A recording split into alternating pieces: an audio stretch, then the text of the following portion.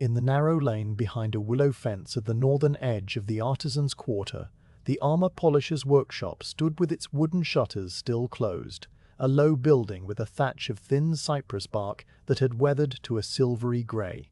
The fence alongside it was woven from willow branches, their leaves now yellowing and dropping one at a time onto the packed earth with a soft papery sound that only a mouse could truly hear. The workshop door, a sliding panel of cedar framed with dark iron handles, sat flush against its groove, and a small pile of leaves had collected against the lower track overnight. Inside the main room, darkness held its shape completely, concealing the low workbench, the stacked wooden boxes against the back wall, and the rows of clay jars on a single shelf. A slight draft moved through a gap where the window screen met the frame, stirring a hanging cord that dangled from a ceiling beam, causing it to sway back and forth with a rhythm so slow it was like the pendulum of a clock wound down almost to stopping. The shapes of objects existed as deeper shadows within the general darkness, their outlines uncertain.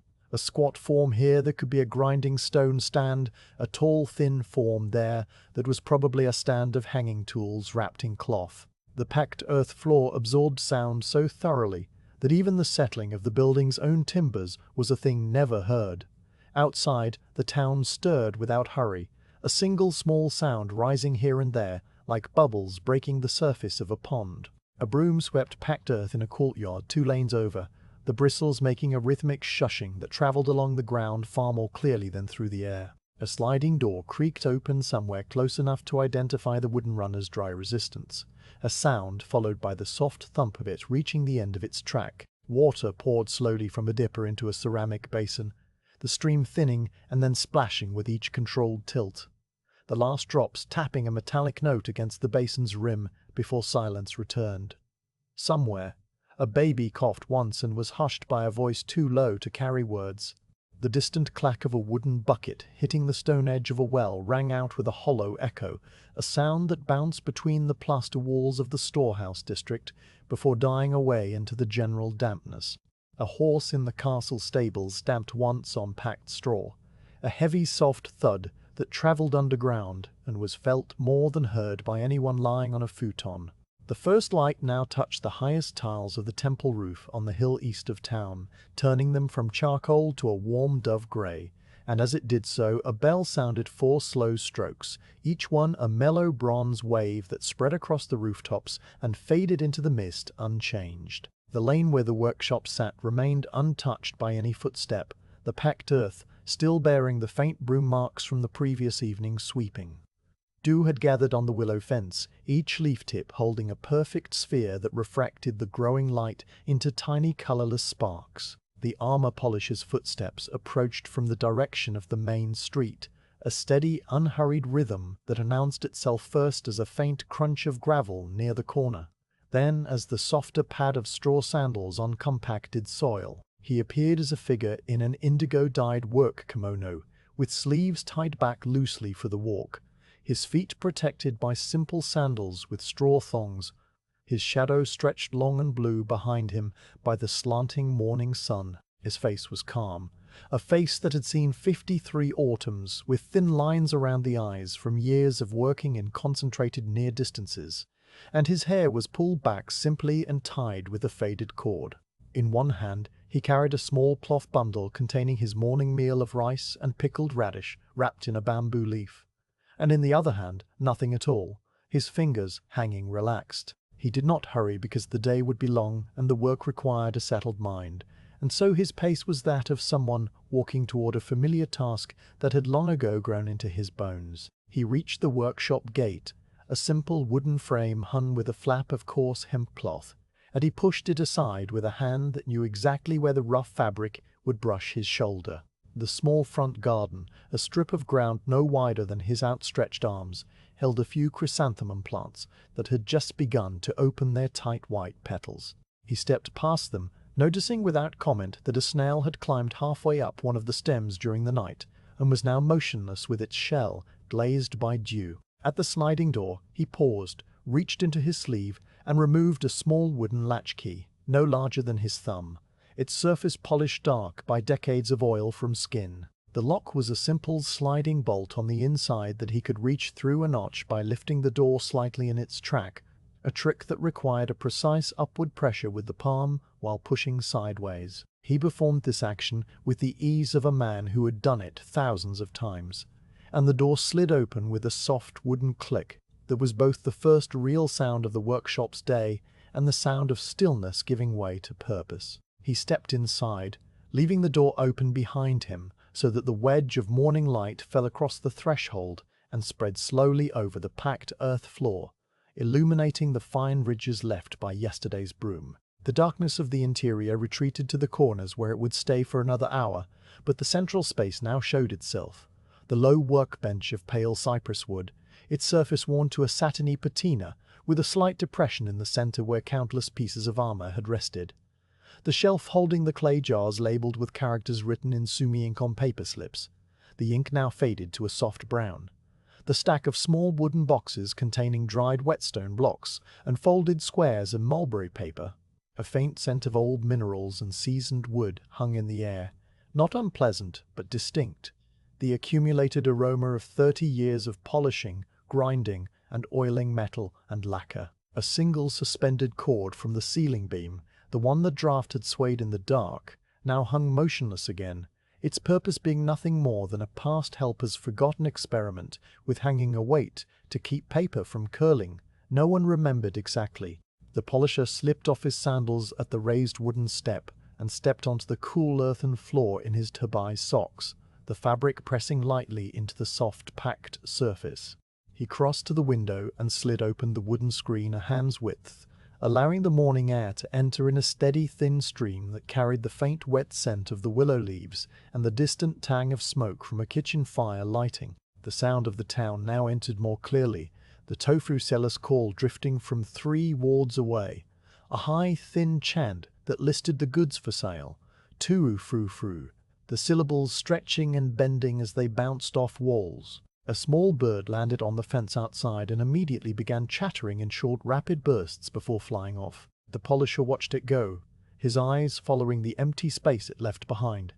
And then he turned to the small alcove in the wall where a lidded iron kettle sat on a bed of cold ashes. He lifted the kettle, finding it still half full of water from yesterday, and poured some into a shallow ceramic dish that he placed on the bench. The water caught the growing light and threw a trembling reflection onto the underside of the shelf above. Now the workshop was ready.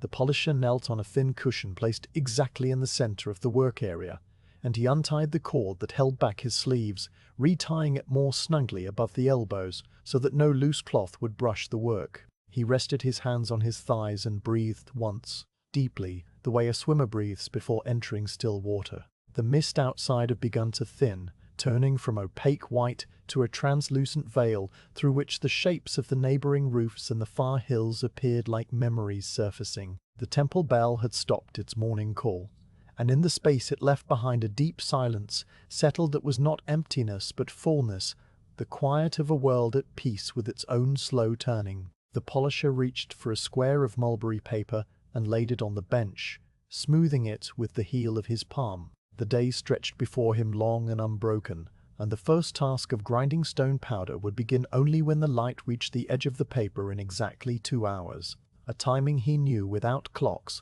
by the shadow of the window frame. Until then he simply sat, watching the light grow, listening to the town breathe, waiting for nothing that needed to be rushed.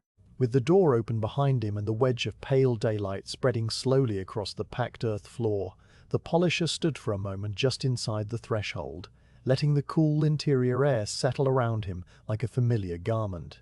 He untied the cord that held his sleeves loosely back for the walk and retied it more snugly above the elbows, the indigo cloth of his work kimono pressing flat against his forearms, a cotton cord bleached by many washings to a soft grayish blue. The motion was automatic, his fingers looping and pulling the knot without his eyes needing to assist. His attention, instead, moving across the room he had known for more than 3 decades. Every object in the workshop occupied a specific place, not from an imposed order, but from the slow accretion of habit, the way a stream shapes its bed over time. The low workbench of pale cypress stood in the center of the main space, its top surface worn to a silky patina that reflected the faintest sheen of light.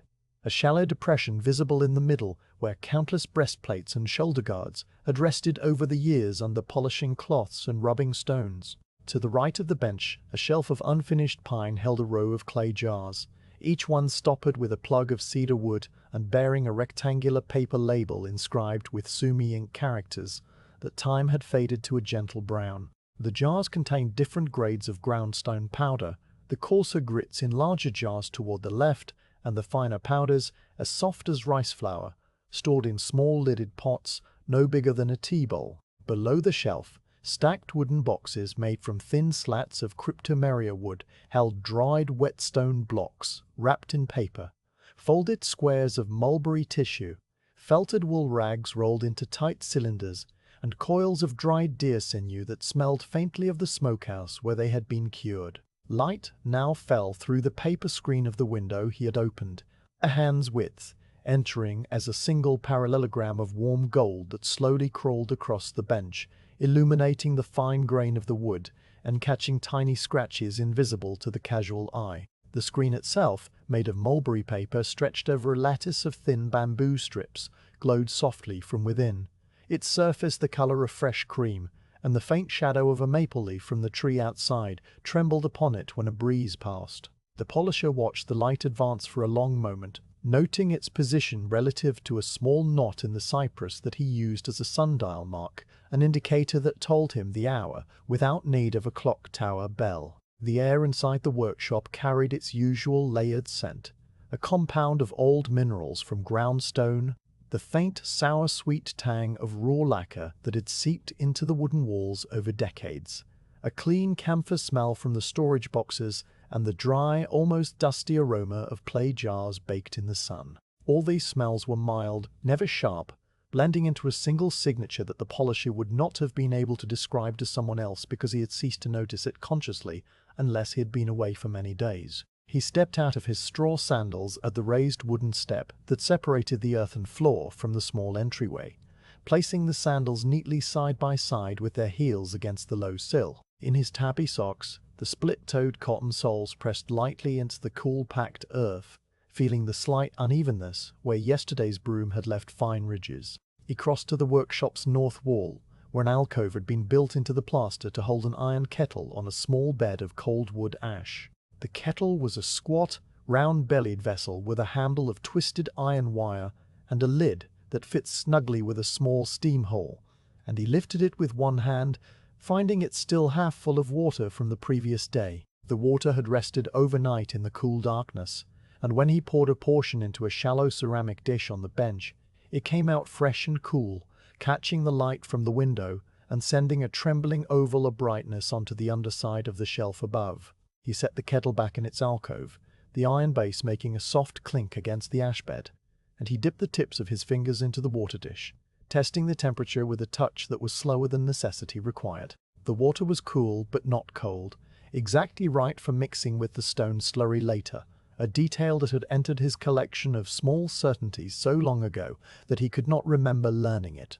The polisher knelt on his cushion, a flat, round mat stuffed with buckwheat hulls that conformed to the shape of his legs and had long ago compressed to the exact contours of his weight. The cushion sat at the midpoint of the bench's length, a position from which he could reach every tool without overextending, a small economy of motion that years of practice had refined until no movement was wasted. He rested his hands on his thighs, palms down, and allowed his breathing to slow into the rhythm of the room. The quality of the morning light continued to change as the mist outside burned away, shifting from the pale grey of earliest dawn to a warmer shade that brought out the red-brown tones hidden in the cypress grain and made the plaster walls lose their bluish cast. A beam of direct sunlight, thin as a chopstick, broke through a knot in the paper screen and struck the top of a clay jar, lighting its dust film into a tiny constellation of bright specks. Outside, the town had fully entered its morning cycle,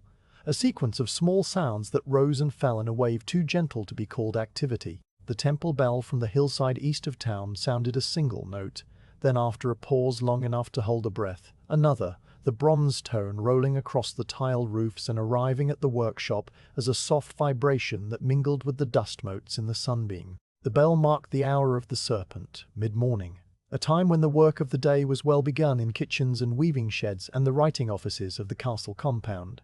A distant voice called out in a sing-song rhythm, the tofu seller making his rounds. His chant floated through the lanes, a thin, high melody that listed his wares in a set pattern. To ufu, fresh to ufu, firm and soft, firm and soft. The syllables stretching as he passed the Sakura brewery, shortening as he turned a corner, the sound bouncing unpredictably off storehouse walls so that someone listening from the workshop would hear two versions, the direct call and a faint echo arriving a heartbeat later. The polisher heard it all without actively listening, his mind already settling into the patient emptiness that the day's task required. A small brown sparrow landed on the sill of the open window screen, peered in with one bright black eye, flicked its tail, and departed with a whir of wings that was louder in the confined space than outside. The polisher's eyes followed the bird's absence, tracking the empty air where it had been, and then returned to the workbench. Now the room was ready, and the rituals of preparation could proceed in their proper order. He first checked the humidity by touching the wooden handle of a small iron spatula that lay on a folded cloth. The handle was cypress, smooth and unvarnished, and if the air had been too dry it would feel brittle to the touch. If too damp, it would feel slightly swollen and grip the iron tang differently. Today it felt neutral, neither shrinking nor swelling, a sign that the autumn atmosphere was in balance and the lacquer would dry at the proper rate without cracking or clouding. Satisfied, he slid the spatula a little to the left so that its handle aligned with the edge of the cloth, an adjustment so minute that anyone watching would have thought it accidental. Next, he unplugged the cedar stopper from a small jar of camellia oil and poured a pale golden puddle into the palm of his left hand, then rubbed his hands together slowly, coating the skin from wrists to fingertips with a thin film that left a faint, nutty scent. The oil served as a barrier against the raw lacquer, which could raise a rash on bare skin, a precaution learned in his apprentice days when his master had made him rub oil into his hands every morning, until the habit became as automatic as breathing. The oiled skin of his fingers shone faintly in the light as he flexed them, and a single drop fell from his pinky onto a small scrap of rag placed there for exactly that purpose. He reached for the square of mulberry paper he had set out earlier, a sheet about the size of a small book page, creamy white and slightly translucent, with a soft texture that felt like the skin of a very ripe pear. He placed it on the center of the bench and smoothed it flat with the heel of his right palm, pressing from the center outward in 4 directions until every wrinkle disappeared. This paper would receive the first batch of stone powder later, but for now it served as a landmark, a square of pale focus in the middle of the workshop. As he smoothed it, the light from the window shifted again, the sun climbing higher and the parallelogram on the bench beginning its slow retreat toward the floor, a diagonal path it would follow all day. The sparrow's brief visit had been replaced by the sound of a weaver's shuttle moving back and forth in the house 2 lanes west, a regular soft clacking that set up a rhythm like a slow heartbeat. Shuttle thump pause, shuttle thump pause, shuttle thump pause, continuing without variation. The polisher adjusted his kneeling position slightly, shifting his weight from the left leg to the right to ease a small ache in his hip that always arrived during the second hour of the morning and departed by midday. He did this without conscious thought, just as he would later shift the grip of the spatula or the angle of the polishing cloth, all part of the body's own quiet knowledge. The workshop had now fully emerged from its night of darkness, every corner illuminated by the indirect light that bounced off the plaster walls and the bench. The hanging cord from the ceiling beam cast a thin shadow across the floor that moved almost imperceptibly as the sun traveled, a slow sundial that no one had planned. On the shelf, the line of clay jars seemed to hold their own stillness, the faded ink characters spelling out words like 10 grit powder and Waterstone fine in a script so old that the hand that had written them had been dead for 20 years. The polisher did not read the labels anymore. He knew the contents of each jar by its size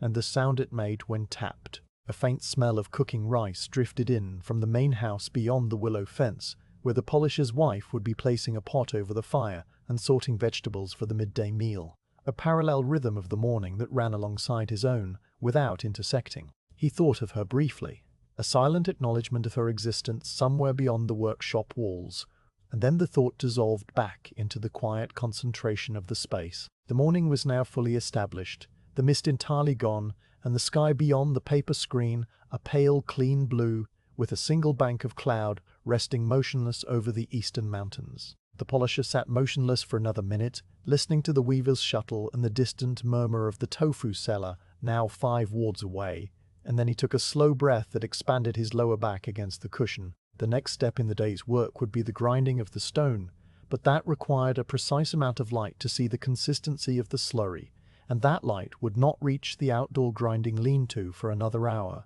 The waiting was not waiting in the sense of impatience. It was simply the next part of the process, a gap that allowed the mind to settle further into stillness before the hands began their motion. He folded his oiled hands in his lap, let his gaze rest on the mulberry paper's white surface, and allowed the sounds of the castle town at peace to wash over him. The sound of a world in which there was no need to hurry, because everything that needed to happen would happen in its own time. The outdoor lean-to stood against the workshop's eastern wall, a simple structure of 4 cedar posts supporting a roof of thin cypress bark that extended far enough to shade the grinding area from direct rain, but left the sides open to the garden air. A wooden trellis on one side held the dried remains of a morning glory vine, its twisted brown stems and papery seed pods rattling faintly when a breeze found them. Beneath the roof, resting on a heavy wooden cradle made of crossed timbers pegged together without nails, the large grinding stone lay flat and motionless, its rectangular shape softened at the corners by decades of use. The polisher approached it barefoot in his tabby socks, stepping from the packed earth of the workshop onto the slightly lower ground of the lean-to, where the soil was mixed with fine grey grit that had spilled and been trodden over so many seasons that it had become part of the earth itself, a permanent layer of silty dust. He paused for a moment in the open air, feeling the autumn coolness touch his cheeks and the backs of his oiled hands. And then he knelt on a flat straw cushion placed beside the stone's cradle, a cushion that had been there for so many years that its edges had frayed into a soft fringe and its center bore 2 dark depressions where his knees always rested. The grinding stone was not from this region. It had been quarried from a mountainside far to the west, in a province known for its beds of fine-grained sedimentary rock that split in even layers and held their grit with a consistency prized by sharpeners and polishers across the country.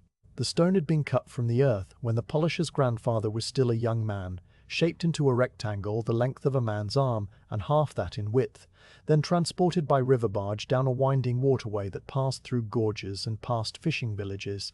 The barge poled along slowly by men who sang low rhythmic songs to keep their strokes together. It had arrived at the castle town's river dock on a misty spring morning, and had been carried through the streets on a cart pulled by a single ox, its weight making the wooden wheels creak and sink slightly into the soft road. The polisher's master, a man long since retired to a temple life, had overseen its installation, directing the placement of the wooden cradle with careful measurements and setting the stone in the exact orientation that allowed the morning light to strike its surface from the side, creating a raking illumination that made the consistency of the slurry easy to judge. That had been 40 years ago, and the polisher had been an apprentice of 13 summers, watching from the doorway as the heavy stone settled into its new home with a final deep thud. Now the stone surface bore the evidence of all those years, a shallow dish depression in the center, where countless grinding motions had worn away the rock by increments too small to measure in a single lifetime. The texture was smooth and gray, like a riverbed fossil, with faint striations that ran diagonally across the longer axis, natural veins in the stone that had been there since its formation in some ancient seabed. Around the dished area, the edges remained slightly higher and rougher, their original dressed finish still visible as a pattern of parallel chisel marks made by the quarryman who had squared the block. The polisher ran his fingertips across these marks sometimes, thinking of the unknown hands that had shaped the stone before it even began its journey to this garden. A chain of work that stretched back into a past he would never see. Next to the large stone, a smaller rubbing stone sat in a shallow water basin, a palm-sized piece of siliceous rock that fit comfortably in the hand and weighed about as much as a full rice bowl. This companion stone had been replaced several times over the decades as it wore down, each new one selected from a supplier in the same western province and delivered by the same river route, though the bargemen were now the grandsons of the men who had delivered the original. The polisher lifted the small stone from its basin and turned it over in his hands, feeling the familiar balance and the slightly rough grip surface that prevented slipping. He then reached for a bamboo dipper that hung from a hook on one of the lean-to posts, a simple utensil made from a thick section of bamboo with a node forming the bottom and a handle left long and smoothed by sand. He dipped it into the water basin, which was a rectangular ceramic trough, fed by a trickle of water from a small pipe that led back to the workshop's rain barrel, and poured the water slowly over the surface of the large grinding stone. The water spread outward in a thin sheet, darkening the grey to a deep charcoal and revealing the faint swirls of older grinding residues that had become part of the stone's character. He poured a little more, watching the water beads slightly at the edges before spilling over into the collection trough that ran along the front of the cradle, a shallow channel of hollowed wood that directed the runoff down a gentle slope into a waiting ceramic bowl. Now he placed the small rubbing stone against the large one and began to move it in a gentle circular path. The motion started from the wrist, a small orbit no wider than a hand span, and gradually engaged the whole forearm in a steady rotation that covered the dished area evenly. Pressure was applied not by muscle, but by the weight of the stone itself, his hand simply guiding the path.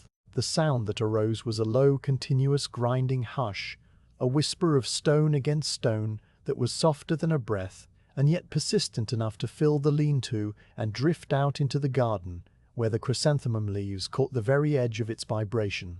This sound had no variation in it, no rhythm other than the constant circular motion, and it settled into the background of the morning like the weaver's shuttle had earlier, a steady texture of noise that the mind stopped noticing after the first few minutes. A thin slurry began to form at the contact point, a milky fluid, the color of rain clouds, and it crept outward from beneath the moving stone as the grit of both surfaces mixed with the water. Tiny particles of stone, the hard, sharp-edged silica of the rubbing stone, and the softer sedimentary particles of the grinding bed freed themselves and suspended in the water to create a paste that was both abrasive and lubricating at once. Each circular sweep pushed a small wave of this slurry ahead of it, and the wave broke gently into the collection trough, where it dribbled down the slope and began to accumulate in the ceramic bowl, drop by slow drop. The drops fell with a soft, tapping sound that was too quiet to hear from more than an arm's length away, each one landing on the surface of the growing pool and sending out a tiny ring of ripples before merging into the whole. The polisher worked without any change in rhythm, his breathing slow and even, his shoulders moving in the soft orbit of the grinding motion. He did not look at the stone constantly. His gaze sometimes rested on the garden plants, sometimes on the small brown butterfly that had come to perch on the rim of the water basin, its wings opening and closing in the warming sun as it drank whatever minerals it found there. The insect's proboscis uncurled and touched the damp ceramic, its abdomen pulsing slowly, and it stayed for many minutes, undisturbed by the gentle hush of the grinding and the occasional splash of a drop from the trough. Other small lives were going about their morning in the lean-to. A spider had built a web between two of the cedar posts, and its silk threads caught the light as they trembled with the faint vibrations. A line of ants moved along a mossy stone at the edge of the garden, each carrying a tiny flake of something that might have been dried rice from yesterday's scattered offering to the birds. The slurry continued to accumulate, its color lightening slightly as more water evaporated from the surface of the bowl. The polisher paused once to add a little more water to the stone, pouring it from the dipper in a thin stream that washed the already loose particles into the trough and refreshed the grinding surface. Then the motion resumed, the small stone circling as before, the whisper returning. The temperature of the stone remained cool under his palm, the water and the slow grinding preventing any frictional heat from building, a benefit of the deliberate pace that had been drilled into him during his training when speed was discouraged and consistency was praised. His master had taught him that a hot stone would alter the character of the powder, making it coarser and less predictable, and so he had learned to listen to the temperature with his palm, a skill that had become so ingrained that he now did it without knowing. As the slurry pooled deeper in the ceramic bowl, a pale rim of dried stone dust began to form with the waterline, a chalky deposit that marked the evaporation boundary. The deposit built up gradually, layer upon microscopic layer, until it was a visible ring of greyish-white that contrasted with the darker liquid beneath. The polisher noticed this ring without thinking about it, just as he noticed the way the sun had now risen high enough to throw the shadow of the roof edge across the garden path, a sharp diagonal of shade that told him the hour was advancing. The butterfly lifted off from the basin rim and fluttered away into the brighter air beyond the lean-to, its departure as silent as its arrival. The grinding continued, the slurry continued to drip, and the morning continued to hold its peace. After a time that could not be measured in any way that mattered, the consistency of the slurry in the bowl reached the thickness the polisher wanted, a state where it would flow slowly when tilted, but hold its shape for a moment before spreading. He tested this by lifting the bowl slightly and rolling the liquid around the sides, watching the way it coated the ceramic with a milky film that took several seconds to slide back to the bottom. Satisfied, he set the bowl aside on a flat stone and lifted the small rubbing stone from the grinding bed for the last time. The whisper stopped. In the sudden quiet, the sounds of the town reached the lean-to with renewed clarity, the weaver's shuttle still moving somewhere to the west, the distant call of a child learning a song from its mother, the rustle of willow leaves as a breeze passed through the fence. The polisher rinsed the small stone in the water basin, wiped it with a scrap of rag, and placed it back on its hook to dry. He then cupped water in his hands and splashed it over the large grinding stone, washing the remaining grit into the trough and clearing the surface until it gleamed dark and clean. The grinding for today was done, and the bowl of slurry sat ready for the next step, its surface catching the reflection of the sky like a very still, very small pond. He knelt there for a moment longer, feeling the cool earth under his knees and the soft air on his face, and then he rose, lifting the bowl carefully with both hands.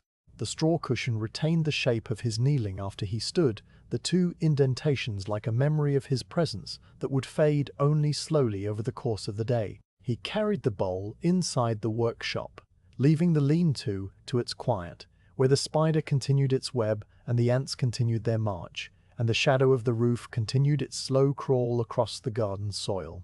The bowl of slurry sat on the workbench now, a shallow, unglazed earthenware vessel with a rim that had been chipped on one side long ago and smoothed by a thumb rubbing it absently during countless moments of waiting. The slurry inside was still faintly swirling from the walk across the garden, tiny currents within the milky liquid slowly giving up their motion as the bowl settled into the stillness of the workshop. The polisher placed it on the exact center of the bench, where the light from the window fell in a warm parallelogram that was now beginning its slow diagonal retreat toward the floor. He adjusted the bowl's position with 2 fingertips, rotating it so that the chipped side faced away from him, and then he sat back on his cushion to watch the separation begin.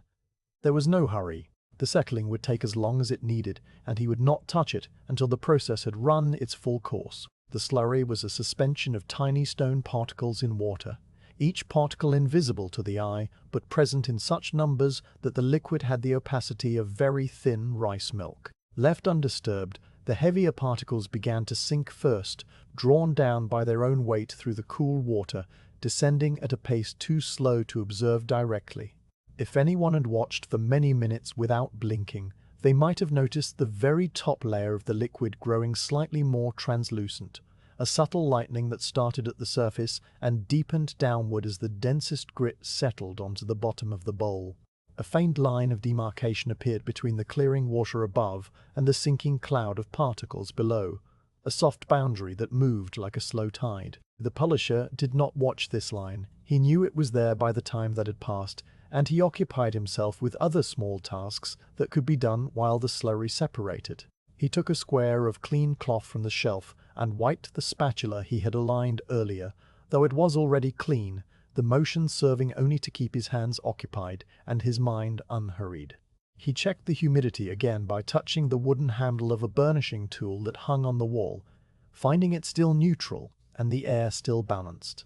He poured a little fresh water into the ceramic dish on the bench, replacing what had evaporated, and he smoothed the square of mulberry paper once more, though it was already perfectly flat. These actions were not done out of nervous energy. They were the quiet rituals of a man who lived inside a slow rhythm, filling the gaps between necessary steps with unnecessary ones that kept the pace of the day even and unhurried. Outside, the weaver's shuttle continued its steady clacking, and the tofu seller's voice receded into the farthest wards until it could no longer be heard. The temple bell remained silent now, having finished its mid-morning marking, and in its absence the smaller sounds of the neighborhood took prominence: a wooden bucket scraping against a stone well curb, a woman laughing softly at something a child had said, the distant caw of a crow circling over the castle keep. After a length of time that could be measured by the shift of the sunbeam from the front edge of the bench to the middle of the floor, the polisher leaned forward and examined the bowl. The separation was complete. A layer of clear water, perhaps 2 fingers deep, covered a dense grey sediment that had compacted itself against the bottom of the bowl with a surface as flat as the top of a newly poured inkstone. The water was not perfectly transparent. It held a faint colloidal haze that would never fully settle, a microscopic dust that remained suspended indefinitely and gave the liquid the slightest blue-grey cast when viewed from the side. The sediment beneath was a darker grey, the colour of a rain-soaked flagstone, and its surface reflected the window light as a dull gleam. The polisher studied this for a moment, noting the depth of the sediment relative to a small scratch he had made on the inside of the bowl years ago as a guide. The thickness was right for the day's work, neither too much nor too little, a quantity that would yield enough powder to mix with the lacquer for the breastplate, and perhaps a little left over for the shoulder guards. Now the decanting began, a process that required a steady hand and an unhurried mind. He reached for a thin bamboo skewer that lay in a groove along the front edge of the bench. A strip of bamboo about the length of his forearm and no thicker than a chopstick, its surface warm glassy from handling. He touched the tip of the skewer gently to the surface of the water, breaking the surface tension with a tiny ripple that spread outward and lapped against the rim, and then he pushed the skewer down slowly until it touched the sediment below. The resistance changed immediately, the soft yield of the compacted powder feeling different from the easy passage through water, and he noted the exact spot on the skewer where the waterline met the bamboo. This was his depth gauge, a simple tool that told him how much water he could safely remove before the sediment would begin to stir.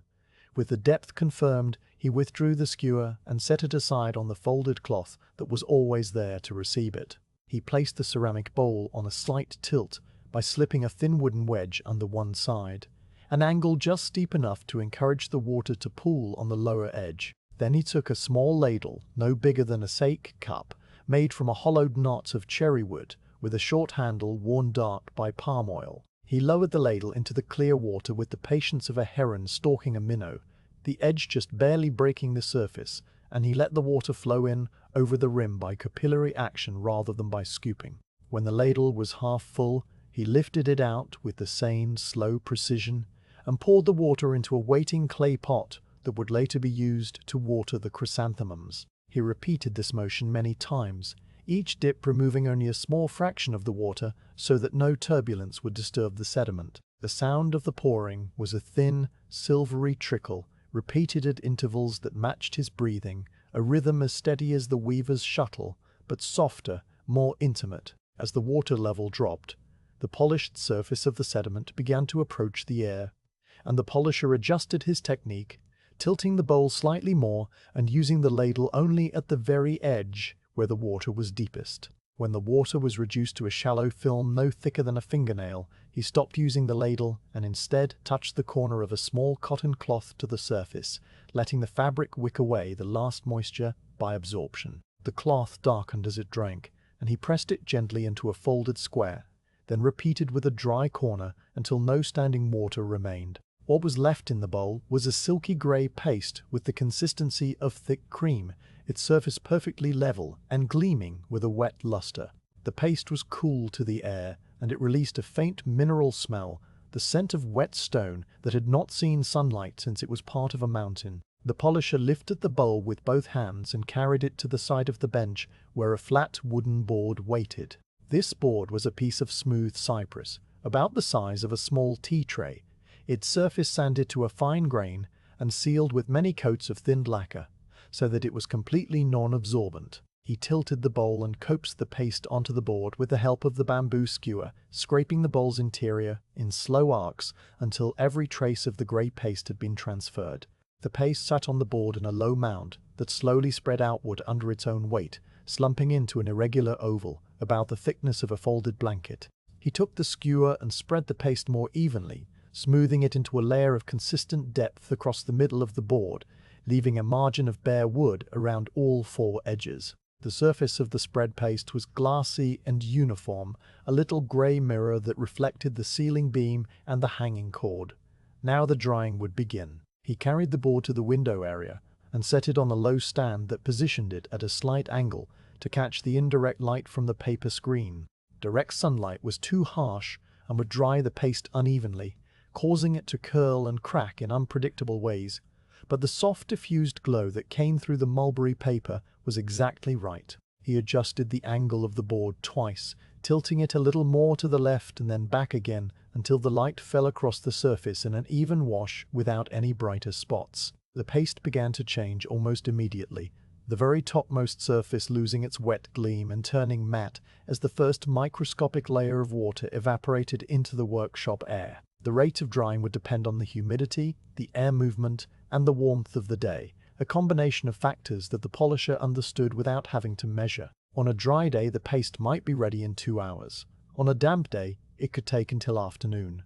Today, with the neutral humidity and the gentle draft from the window, he estimated a middle span of time, and he settled back on his cushion to wait. The drying paste occupied the center of his attention without requiring his active focus. He watched it as a fisherman watches a float on still water, seeing every small change without staring. The color shifted slowly from dark wet gray to a paler shade as the water content decreased, the surface taking on a chalky appearance that was the beginning of the solidification process. Tiny bubbles that had been trapped in the paste rose to the surface and burst silently, leaving behind pinprick craters too small to see from any distance. The edges of the spread began to dry first, adhering to the wood and forming a thin crust that crept inward from the margins. The smell of the drying paste was clean and slightly dusty, the mineral scent the wet stone now giving way to the dry odor of powdered rock, which was almost no smell at all, just a faint suggestion of the quarry from which the stone had been cut. While the paste dried, the polisher attended to small matters. He rinsed the ceramic bowl in the water basin and wiped it with a cloth, then set it on the shelf to dry, its place now empty on the bench. He took the bamboo skewer and wiped it clean as well, returning it to its groove. He checked the small jar of camellia oil and found it still sufficiently full. He looked out the window at the garden, where the chrysanthemums had opened a little more, their white petals now clearly distinct from the yellow centers. A small brown beetle was climbing the stem of one plant, its legs moving with a slow mechanical precision that seemed well suited to the pace of the day. The weaver's shuttle had stopped for a time, perhaps while the weaver took a midday rest, and in the lull, the silence of the workshop grew a little deeper, filled only by the very faint sound of the drying paste as it crackled almost inaudibly. The first crack appeared after about an hour, a hairline fracture that started at the upper right corner of the paste and ran diagonally inward for the length of a finger joint. It was followed by another and another, the surface dividing itself into a network of irregular polygons as the shrinking paste pulled against the fixed board. Each new crack made a tiny ticking sound, like a cooling teapot or the settling of an old house,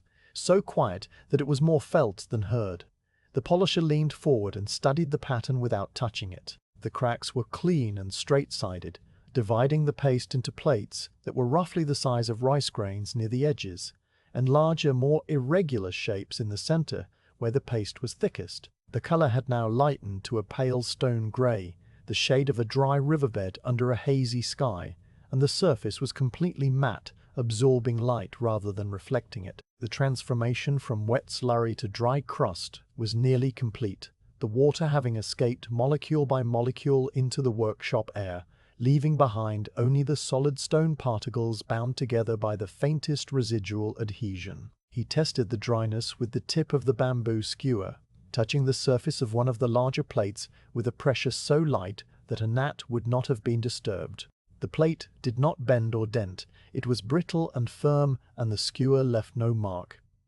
Satisfied, he lifted the board gently from its stand and carried it back to the bench where the mulberry paper still lay flat and waiting. He took a small, flexible spatula made of thin horn and slid it under the edge of the dried paste, working it slowly beneath the crust until a whole section lifted free in a single plate. He placed this plate onto the mulberry paper and continued, lifting section after section with patient care, the plates breaking along the cracked lines and coming away with clean edges. Some of the smaller fragments crumbled as he lifted them, falling back onto the board as fine grey grit that he collected by brushing the surface with a soft brush made of squirrel hair. The brush's bristles made a whispery sound against the wood, and the dust gathered into a small pile that he added to the paper with the rest of the fragments. When all the paste had been transferred, the mulberry paper held a collection of dry grey flakes and plates of varying sizes, the largest no bigger than a fingernail, and the smallest as fine as face powder. The total amount was surprisingly small for the time it had taken to produce. A lesson that the polisher's master had taught him long ago. The powder that mattered was the finest part, and the larger pieces would be reduced in the next step until they too were as soft as flour. He folded the edges of the mulberry paper inward, creating a sealed packet with the powder inside, and he creased the folds carefully so that no dust could escape. The packet was flat and rectangular, about the size of a small envelope, and it made a soft rustling sound when he picked it up. He took the smooth wooden rod from its place on the shelf, a cylinder of dense boxwood about the length of his forearm and polished to a silky sheen. This rod had served as a crushing tool for many years, its surface impregnated with the finest dust of countless grinding sessions, and it felt cool and heavy in his hand. He placed the folded paper packet on the bench and began to roll the rod over it, pressing down with a gentle but steady weight. The motion was a back-and-forth sweep, the rod traveling from his fingertips to his palm and back again, the paper crinkling beneath it as the flakes inside were crushed. The sound was a combination of soft crackling and a deeper grating noise that faded as the particles became finer. He rolled one way 100 times, then turned the packet 90 degrees and rolled another 100, then opened the paper and used the squirrel hair brush to gather the powder toward the center before folding it closed again and repeating the process. The work was monotonous in the most peaceful sense, a mechanical repetition that occupied the hands while the mind drifted on the edge of sleep. The light through the window had now shifted to a warm amber as the sun passed its peak and began its gentle decline toward the western hills. A single fly buzzed lazily near the ceiling beam, its drone rising and falling in a slow oscillating hum. After a third cycle of rolling and brushing, the polisher decided the powder was ready. He opened the packet and spread the edges flat, revealing a mound of stone powder that was so fine it shifted with his breath when he leaned too close. The color was a pale silver grey, lighter than it had been as a paste, and it clung slightly to the paper with a static charge that made the edges of the mound hazy.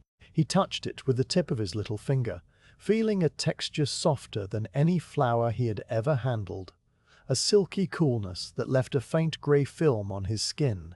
There were no discernible grains, no grittiness at all, just a uniform smoothness that would flow like a liquid when he tilted the paper. This was the powder that would be mixed with the lacquer later, the heart of the polishing process, the substance that would fill the tiny scratches in the armor's surface and then be polished away until nothing remained but a deep, reflective gloss. Its creation had taken the entire morning and a portion of the afternoon, a timeline that the polisher accepted as naturally as the movement of the sun. He folded the paper loosely, leaving the powder in a small pile at the center, and set it aside in a place where no draft would reach it. A tiny puff of dust had escaped during the opening and now floated in the sunbeam, a miniature constellation of bright specks that sparkled for a moment before settling onto the bench and disappearing into the general patina of the wood. The workshop fell quiet again. The first part of the day's labor complete, and the polisher rested his hands on his knees and listened to the distant sound of a horse cart passing over the stone bridge at the edge of the castle town, the wooden wheels making a hollow rumble that faded into the permanent stillness of the afternoon. The dark green cloth had rested on its own small stand in the corner of the workshop for 3 full days, a bundle of quiet presents that the polisher passed many times without touching. It had arrived in the late afternoon of a cloudy day, carried by a young serving man from the samurai household near the castle's inner gate, and the polisher had received it at the workshop door with both hands outstretched, accepting it as one would accept a sleeping child. The bundle was tied with a flat cotton cord in a specific pattern of loops that the samurai's wife had learned from her grandmother, a wrapping style used only for stored armor to show that it had not been disturbed. The cord was the color of undyed linen, and the knot at the top sat squarely in the center of the bundle, like a resting spider. During those 3 days, the polisher had not opened the cloth. He was finishing another order for a helmet restoration that required all his attention, and the armor could wait because armor is the most patient of objects, having already waited through wars that ended before its owner was born. Now, with the stone powder finished and resting in its folded paper on the shelf, the polisher turned toward the corner stand. He crossed the floor with the same unhurried step that had carried him around the workshop all morning, the packed earth cool under his to-be socks. He lifted the bundle from the stand, feeling its familiar weight settle into his arms. Armor of this quality was not light, the iron scales and the many layers of lacquer adding up to a burden that a man might carry without strain, but would not forget he was holding. He carried it to the center of the room and knelt beside the large padded mat that he used for inspection work, a rectangle of quilted cotton stuffed with rice hulls and covered in a faded indigo cloth. He placed the bundle on the mat and sat back on his heels, looking at the tied cord for a moment before reaching out to undo it. The knot came loose with a gentle pull at one loop and then another, the cord sliding free and falling into a loose coil on the mat. He set the cord aside, rolling it into a neat circle that he placed on the corner of the bench for later use. Then he unfolded the cloth, peeling back its layers one at a time, the dark green fabric soft from many washings and holding a faint scent to the incense that was burned in the samurai's storage room, a mild sandalwood and clove fragrance that clung to the fibers. The cloth opened like the petals of a flower, and inside, nestled in its padded cocoon, the armor lay in separate pieces arranged in the order they would be worn, the breastplate at the bottom forming the foundation, the shoulder guards placed on top to the left and right like folded wings, the helmet bowl resting upside down at the center with its neck guard coiled around it, and the small auxiliary plates for the arms and thighs stacked neatly to the side. Each piece was separated from its neighbor by a thin sheet of mulberry paper that had yellowed slightly with age and carried a faint transfer of lacquer sheen. He lifted the breastplate first, sliding both hands under its curved edges and raising it clear of the cloth. The piece was made in the traditional style of small iron scales laced together with silk cord, the whole surface covered by many coats of lacquer that had been applied and polished, one by one until they formed a single, unified shell. The lacquer was a deep russet brown, the color of autumn leaves after a rain, but now its surface was dulled and cloudy, the high gloss of its original finish reduced to a matte haze by years of exposure to air and the faint abrasion of dust particles settling and being wiped away. He placed the breastplate on the padded mat in front of him and angled it so that the light from the window fell across its upper curve, revealing the full extent of the surface wear. Micro cracks ran through the lacquer like the lines on a dried lake bed, not deep enough to reach the iron beneath, but visible as a fine network of pale lines that caught the light differently from the surrounding surface. Where the shoulder straps had rubbed against the chest during wearing, the lacquer was worn completely away in 2 small patches, exposing the darker iron beneath with a soft grey patina of old oxidation. He traced a fingertip along the edge of the breastplate, feeling the smoothness of the scale rose where the silk lacing passed through tiny holes. The lacing was still tight after all these years. The cords dyed a deep indigo that had faded only slightly on the outward-facing surfaces, while remaining rich and dark in the crevices between scales. The polisher counted 12 rows of scales from the top edge to the bottom, each row overlapping the one below it like roof tiles, a pattern that had been used for centuries to deflect arrows and sword cuts while allowing the wearer to bend and move. He turned the breastplate over and examined the back side, where the lacquer was applied more thinly and the individual scales could be seen as faint outlines beneath the surface. A paper label was pasted to the inside, the ink still legible, recording the name of the armorer who had made the piece and the year of its completion. The year was 32 years past, a time when the samurai who owned it was still an active retainer in the domain's guard force, and the armorer was a master in the city of Kanazawa whose workshop had since been inherited by his son. The polisher set the breastplate down gently and turned to the shoulder guards, lifting them one in each hand. They were shaped like rounded leaves, their outer surfaces covered with the same russet lacquer as the chest piece, and their inner surfaces lined with a layer of soft deer skin that had darkened to a deep amber from the oils of the wearer's shoulders. The deer skin was still supple, showing that the armor had been stored properly in a cool, dry place, away from direct sun, and the stitching that held it to the iron base was intact, each stitch a tiny cross of silk thread in a shade that might once have been red but was now a pale, dusty rose. He placed them on the mat to the left and right of the breastplate, mirroring the position they would hold on a standing man, and then he reached for the helmet bowl. The helmet was the most complex piece, a deep bowl of iron that had been hammered into shape from a single flat plate. Its surface worked by a smith whose name was lost, but whose skill was visible in the perfect symmetry of the curve. The bowl sat upside down on the mat, its interior lined with a padded cloth cap that had been sewn to fit the owner's head exactly. The cloth now worn smooth in a crescent shape, where the forehead had pressed against it during long hours of standing guard. The exterior was lacquered in the same russet brown, and it had been decorated with a simple crest on the front, a family emblem of a single autumn leaf cut from thin copper and fastened with 2 small rivets. The copper had oxidized to a dark green that contrasted with the brown lacquer, and the rivets were tight and sound. The net guard that hung from the helmet's rim was made of iron scales laced with indigo silk in a fan pattern that flared outward when the helmet was worn. A curtain of protection that would sway with the wearer's movements and make a soft rustling sound that many old soldiers said was the voice of the armor itself. The polisher lifted the neck guard carefully, spreading its scales across his palm, and counted the lacing points where the silk cords passed through the iron. All were intact, though a few cords on the outer rim showed signs of fraying where the guard had rubbed against the shoulder pieces during wear. He placed the helmet on the mat above the breastplate, the bowl still upside down like a dark bell, and then he arranged the smaller pieces in their proper places, the arm guards to the outer sides, their narrow rectangular shapes curved to fit the forearm, and the thigh guards below, shaped like teardrops with their wide ends upward. The assembled layout on the padded mat was a diagram of a silent warrior, all the components of a protective shell that had once enclosed a living body and would never do so again, having been retired with honor when the samurai set aside his sword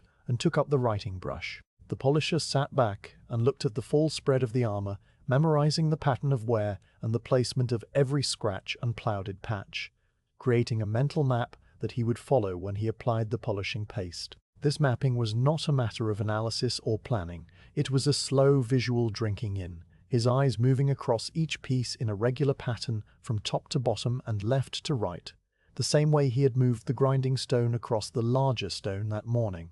The workshop was quiet around him as he studied the armor, the only sounds being the occasional creak of the building's timbers as the afternoon sun warmed the roof, the distant cry of the circling crow, and the very faint rustle of the garden willow when a breeze touched it. The light through the paper screen had shifted to a deeper gold, the sun now well past its peak and sliding toward the low hills in the west. The parallelogram of brightness on the bench had vanished completely, replaced by a softer glow that fell across the floor and illuminated the edge of the padded mat with a border of light. The armor absorbed this light passively, its dulled lacquer refusing to reflect it, the micro-cracks holding tiny shadows that gave the surface a texture like old wax. He picked up the breastplate again and held it closer to his face, breathing slowly across its surface to mist it with a faint fog from his breath. The fog revealed the hidden scratches more clearly, the moisture settling into the tiny grooves and making them stand out as pale lines against the darker background. There were scratches from contact with a sword scabbard during formal processions, scratches from the edge of a wooden practice weapon during training in the castle courtyard, scratches from simply being handled and stored and moved from place to place over 3 decades of uneventful service. None of them were deep enough to compromise the armor's strength. They were cosmetic flaws, the equivalent of wrinkles on a face, and the polishing would erase them layer by tiny layer until the surface was smooth and new. He set the breastplate down and performed the same breathing examination on each piece, fogging the shoulder guards and the helmet bowl and the arm guards in turn, adding the patterns of their scratches to his mental map. The scent of the armor grew stronger as he worked, a combination of old lacquer that had cured completely and now smelled slightly sweet like ancient wood, the dry metallic odor of iron that had not been oiled in many months, the faint sandalwood from the storage room incense, and underneath it all, the ghost of the silk lacing that held the faintest trace of the indigo dye vats. It was not an unpleasant smell. It was the smell of a thing that had been cared for and put away with respect, a thing that held within its layers the memory of the hands that had made it, and the hands that had worn it. The polisher breathed it in without naming it, just as he breathed in the mineral scent of the grinding stone and the faint tang of the lacquer paste, all these smells becoming part of the atmosphere of the workshop and the texture of the day. After a long while, he placed the last piece back in its position on the mat and sat motionless, his hands resting on his thighs with the palms turned down. The inspection was complete, and nothing unexpected had been found. The armor was in good condition for its age, requiring only the standard polishing process that he had performed hundreds of times on dozens of similar pieces. There would be no need to replace any lacing or hammer out any dents or fill any cracks. The work would be pure surface restoration, the most meditative kind, the kind that allowed the polisher to sink deep into the rhythm of the polishing cloth and let the hours pass like clouds crossing a wide sky. He closed his eyes for a moment, not out of tiredness but out of a kind of stillness that was the natural response to the completion of one stage and the readiness for the next. And when he opened them again, the light had shifted another small degree, the border of brightness on the mat now touching the edge of the breastplate's lowest scale. The afternoon was unfolding exactly as it should, and the next task, the mixing of the powder into the lacquer, would begin when the temple bell rang the hour of the monkey, still a little while away. He folded his hands in his lap and waited, the armor lying before him like a patient on a bed, silent and still, and full of the quiet dignity of things that have lasted a long time. The folded paper of stone powder rested on the shelf where the polisher had placed it, its contents as fine as milled rice flour and pale as a winter sky. Beside it, in a small lidded container of dark ceramic kept inside a larger crock to maintain a steady temperature, the raw lacquer waited in its own patient stillness. The lacquer was a substance that demanded respect, a refined sap tapped from the urashi tree that grew in the northern districts, its raw form a translucent amber liquid that would cause a burning rash if it touched bare skin before curing. The polisher had worked with it for so long that he no longer thought of the danger except as a distant fact, like the knowledge that fire could burn or deep water could drown, a fact that shaped his movements without requiring his conscious attention. His hands were already coated with the thin film of camellia oil he had applied earlier, and the oil had now absorbed into his skin enough to leave a matte sheen rather than a wet gloss, the perfect state for handling the lacquer without the oil itself contaminating the mixture. He rose from the inspection mat and walked to the south wall, where a small wooden cabinet with a sliding door held the lacquer supplies. The cabinet was made of cedar, its interior darkened by years of exposure to the volatile fumes of curing sap, and it held 4 containers of different sizes, each labeled with a paper tag. The one he needed was the smallest, a lidded pot no larger than a tea bowl, its surface glazed a deep brown that was nearly black. He lifted it with both hands, feeling the slight weight of its contents, and carried it to the bench. The lid fit snugly into a recessed rim and came away with a soft pop as the seal broke, releasing a faint, sweet, tangy scent that was sharp enough to notice but not unpleasant, a smell somewhere between fresh sap and the memory of burned sugar. He set the lid aside on a folded cloth and looked into the pot. The lacquer inside was a translucent amber, its surface so still and perfect that it reflected the ceiling beam as a thin golden line. A paper-thin skin had formed across the top, a natural drying response of the sap in contact with air, and this skin quivered slightly when his breath touched it. He took the small iron spatula from its place on the cloth, the same spatula he had aligned earlier in the day, and he touched its tip to the skin, lifting it away in a single elastic sheet that stretched and then released, gathering on the spatula like a tiny amber leaf. He wiped this skin onto a scrap rag kept specifically for this purpose, a cloth that was stiff and glossy, with the accumulated residue of months of similar wipings, and then he stirred the lacquer beneath with a few slow rotations of the spatula. The sap moved sluggishly, thick as warm honey, and tiny bubbles rose from its depths to break silently at the surface, each one leaving behind a momentary dimple that healed over within seconds. The color was deepest amber at the center of the pot and lighter, almost golden, at the edges where the light from the window struck through the thinner layer. Next to the lacquer pot, he set out the glassy stone palette on which the mixing would take place. This palette was a flat slab of fine-grained slate, about the size of a small book, its surface polished to a matte finish that would hold the paste without letting it slide. He had inherited it from his master, who had received it from his own master, and its edges were rounded from a century of handling. Onto this palette, using the spatula, he scooped a dollop of lacquer about the size of a quail's egg. The sap held its shape for a moment, a glossy mound with a high surface tension, and then it began to slump outward into a low dome. The weight of it on the slate was insubstantial, just a few grams of liquid, but the value of the material was high, and the polisher handled it with the automatic economy of someone who had been taught never to waste a drop. He scraped the spatula clean against the rim of the pot and set the pot aside, its lid placed loosely on top to keep out dust while allowing the sap to breathe. Now he turned to the stone powder. He lifted the folded paper from the shelf and carried it to the bench, opening the folds with the same gentle care he had used when sealing it. The powder sat in a pale mound at the center of the paper, its surface so fine that the slightest breath would send a puff of it into the air.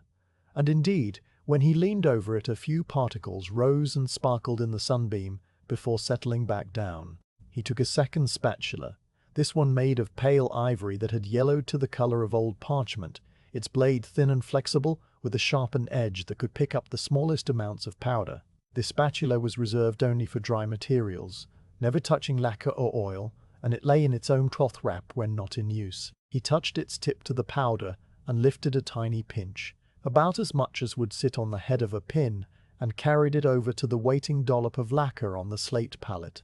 The first pinch of powder fell onto the amber mound and sat on its surface without sinking, a small grey speck that seemed to float on the tension of the sap. He added another pinch, and another, scattering them across the surface of the dollop in a pattern that looked accidental but was actually even, each quadrant receiving the same amount. When the surface was lightly dusted, he began to fold the powder into the lacquer using the iron spatula, a slow motion that started from the outside edge and worked inward. The spatula blade, narrow and flat, cut through the mixture and turned it over onto itself, the amber sap darkening immediately as it incorporated the grey powder.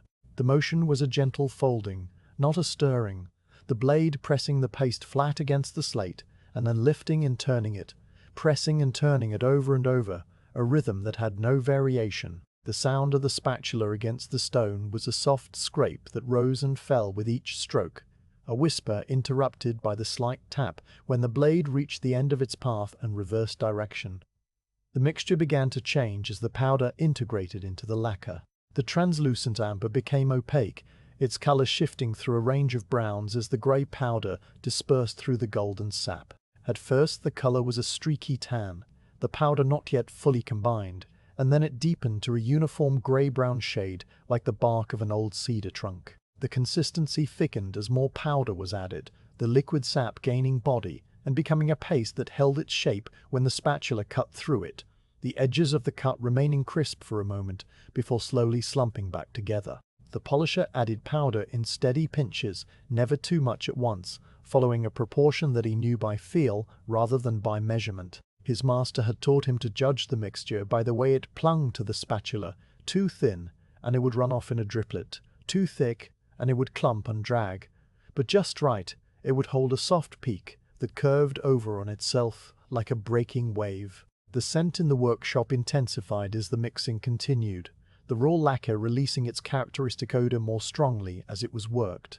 It was a complex smell, both sharp and sweet, with a faint undertone of something almost floral that came from the natural compounds in the tree sap. The polisher's nose had long since grown accustomed to it, and he registered it only dimly, the way a baker ceases to notice the smell of bread.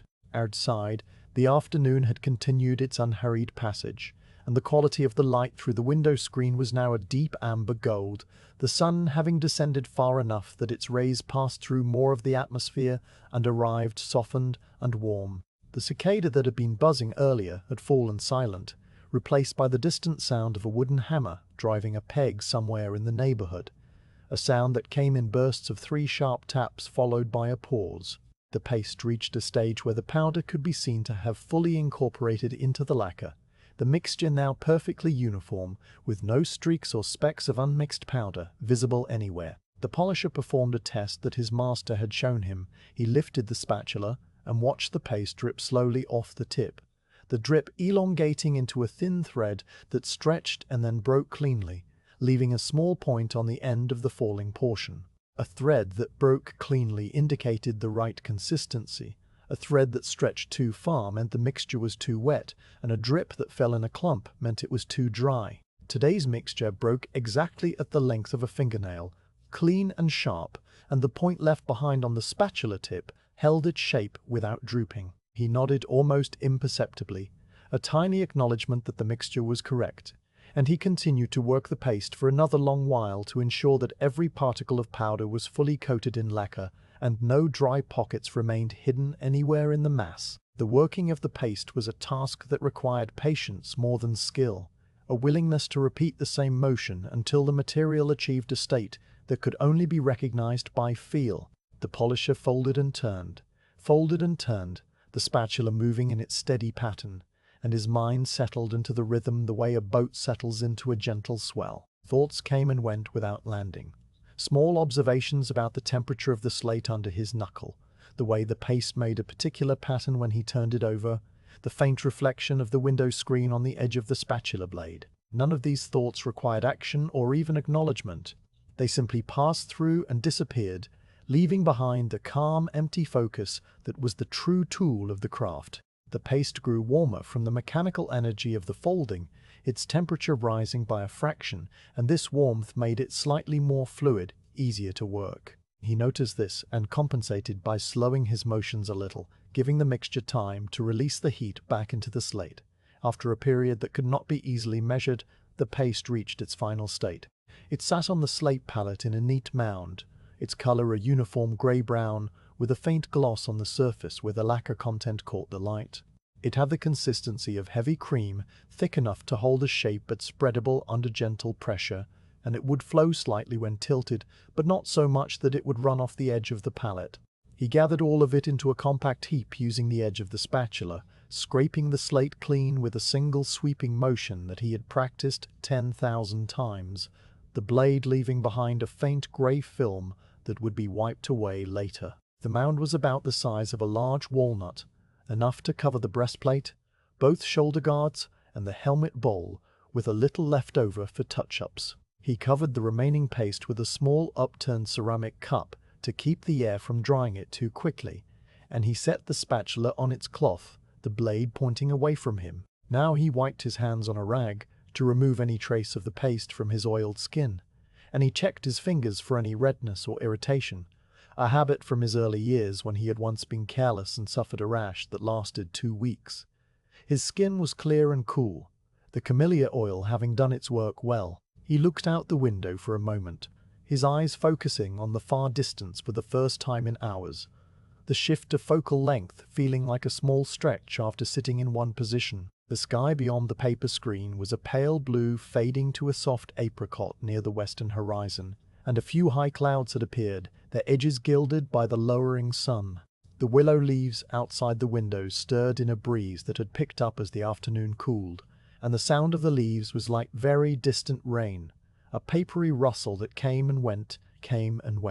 The polisher breathed in the clean air from the window and smelled a faint trace of wood smoke from the bathhouse chimneys, a sign that the afternoon was advancing toward evening and the baths were being heated for the townspeople. He let the breath out slowly, his shoulders settling, and he turned back to the bench where the covered paste and the waiting armor now represented the next stage of the work, the application that would fill the scratches and begin the long, slow process of restoring the gloss. His body was not tired. It was simply ready, poised at the threshold of the task that would carry him through the remaining daylight and into the quiet satisfaction of completion. The covered paste rested under its upturned ceramic cup at the corner of the slate palette, the small dome of grey-brown mixture holding its moisture in the still air of the workshop. The polisher lifted the cup carefully, using a straight upward motion that would not smear the paste against the rim, and set it aside on a folded cloth. The paste had settled slightly during its waiting time, its surface now perfectly level and gleaming with a faint wet gloss that caught the warm afternoon light from the window, a single bright point reflecting in the center like a tiny captured star. He touched the tip of the iron spatula to the surface of the paste and found it still perfectly workable, neither too stiff nor too fluid, exactly the consistency it had been when he covered it. The ceramic cup had done its job well, maintaining the microclimate of humidity that kept the lacquer from beginning its cure before it touched the armor.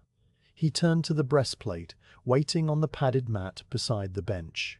The piece was positioned with its top curve facing upward, the rows of lacquered scales catching the light in their dulled pattern of russet brown and pale microcracks, the whole surface holding the patient stillness of an object that had been examined and understood and was now ready to receive the first stage of its restoration. The polisher lifted it with both hands, feeling the cool weight of the iron settle into his palms, and he placed it onto a padded stand that sat at the center of the workbench. This stand was a simple construction of 2 wooden blocks, covered with soft leather and spaced to support the breastplate at its shoulders and lower edge so that the curved surface was presented at a comfortable angle for the polishing work.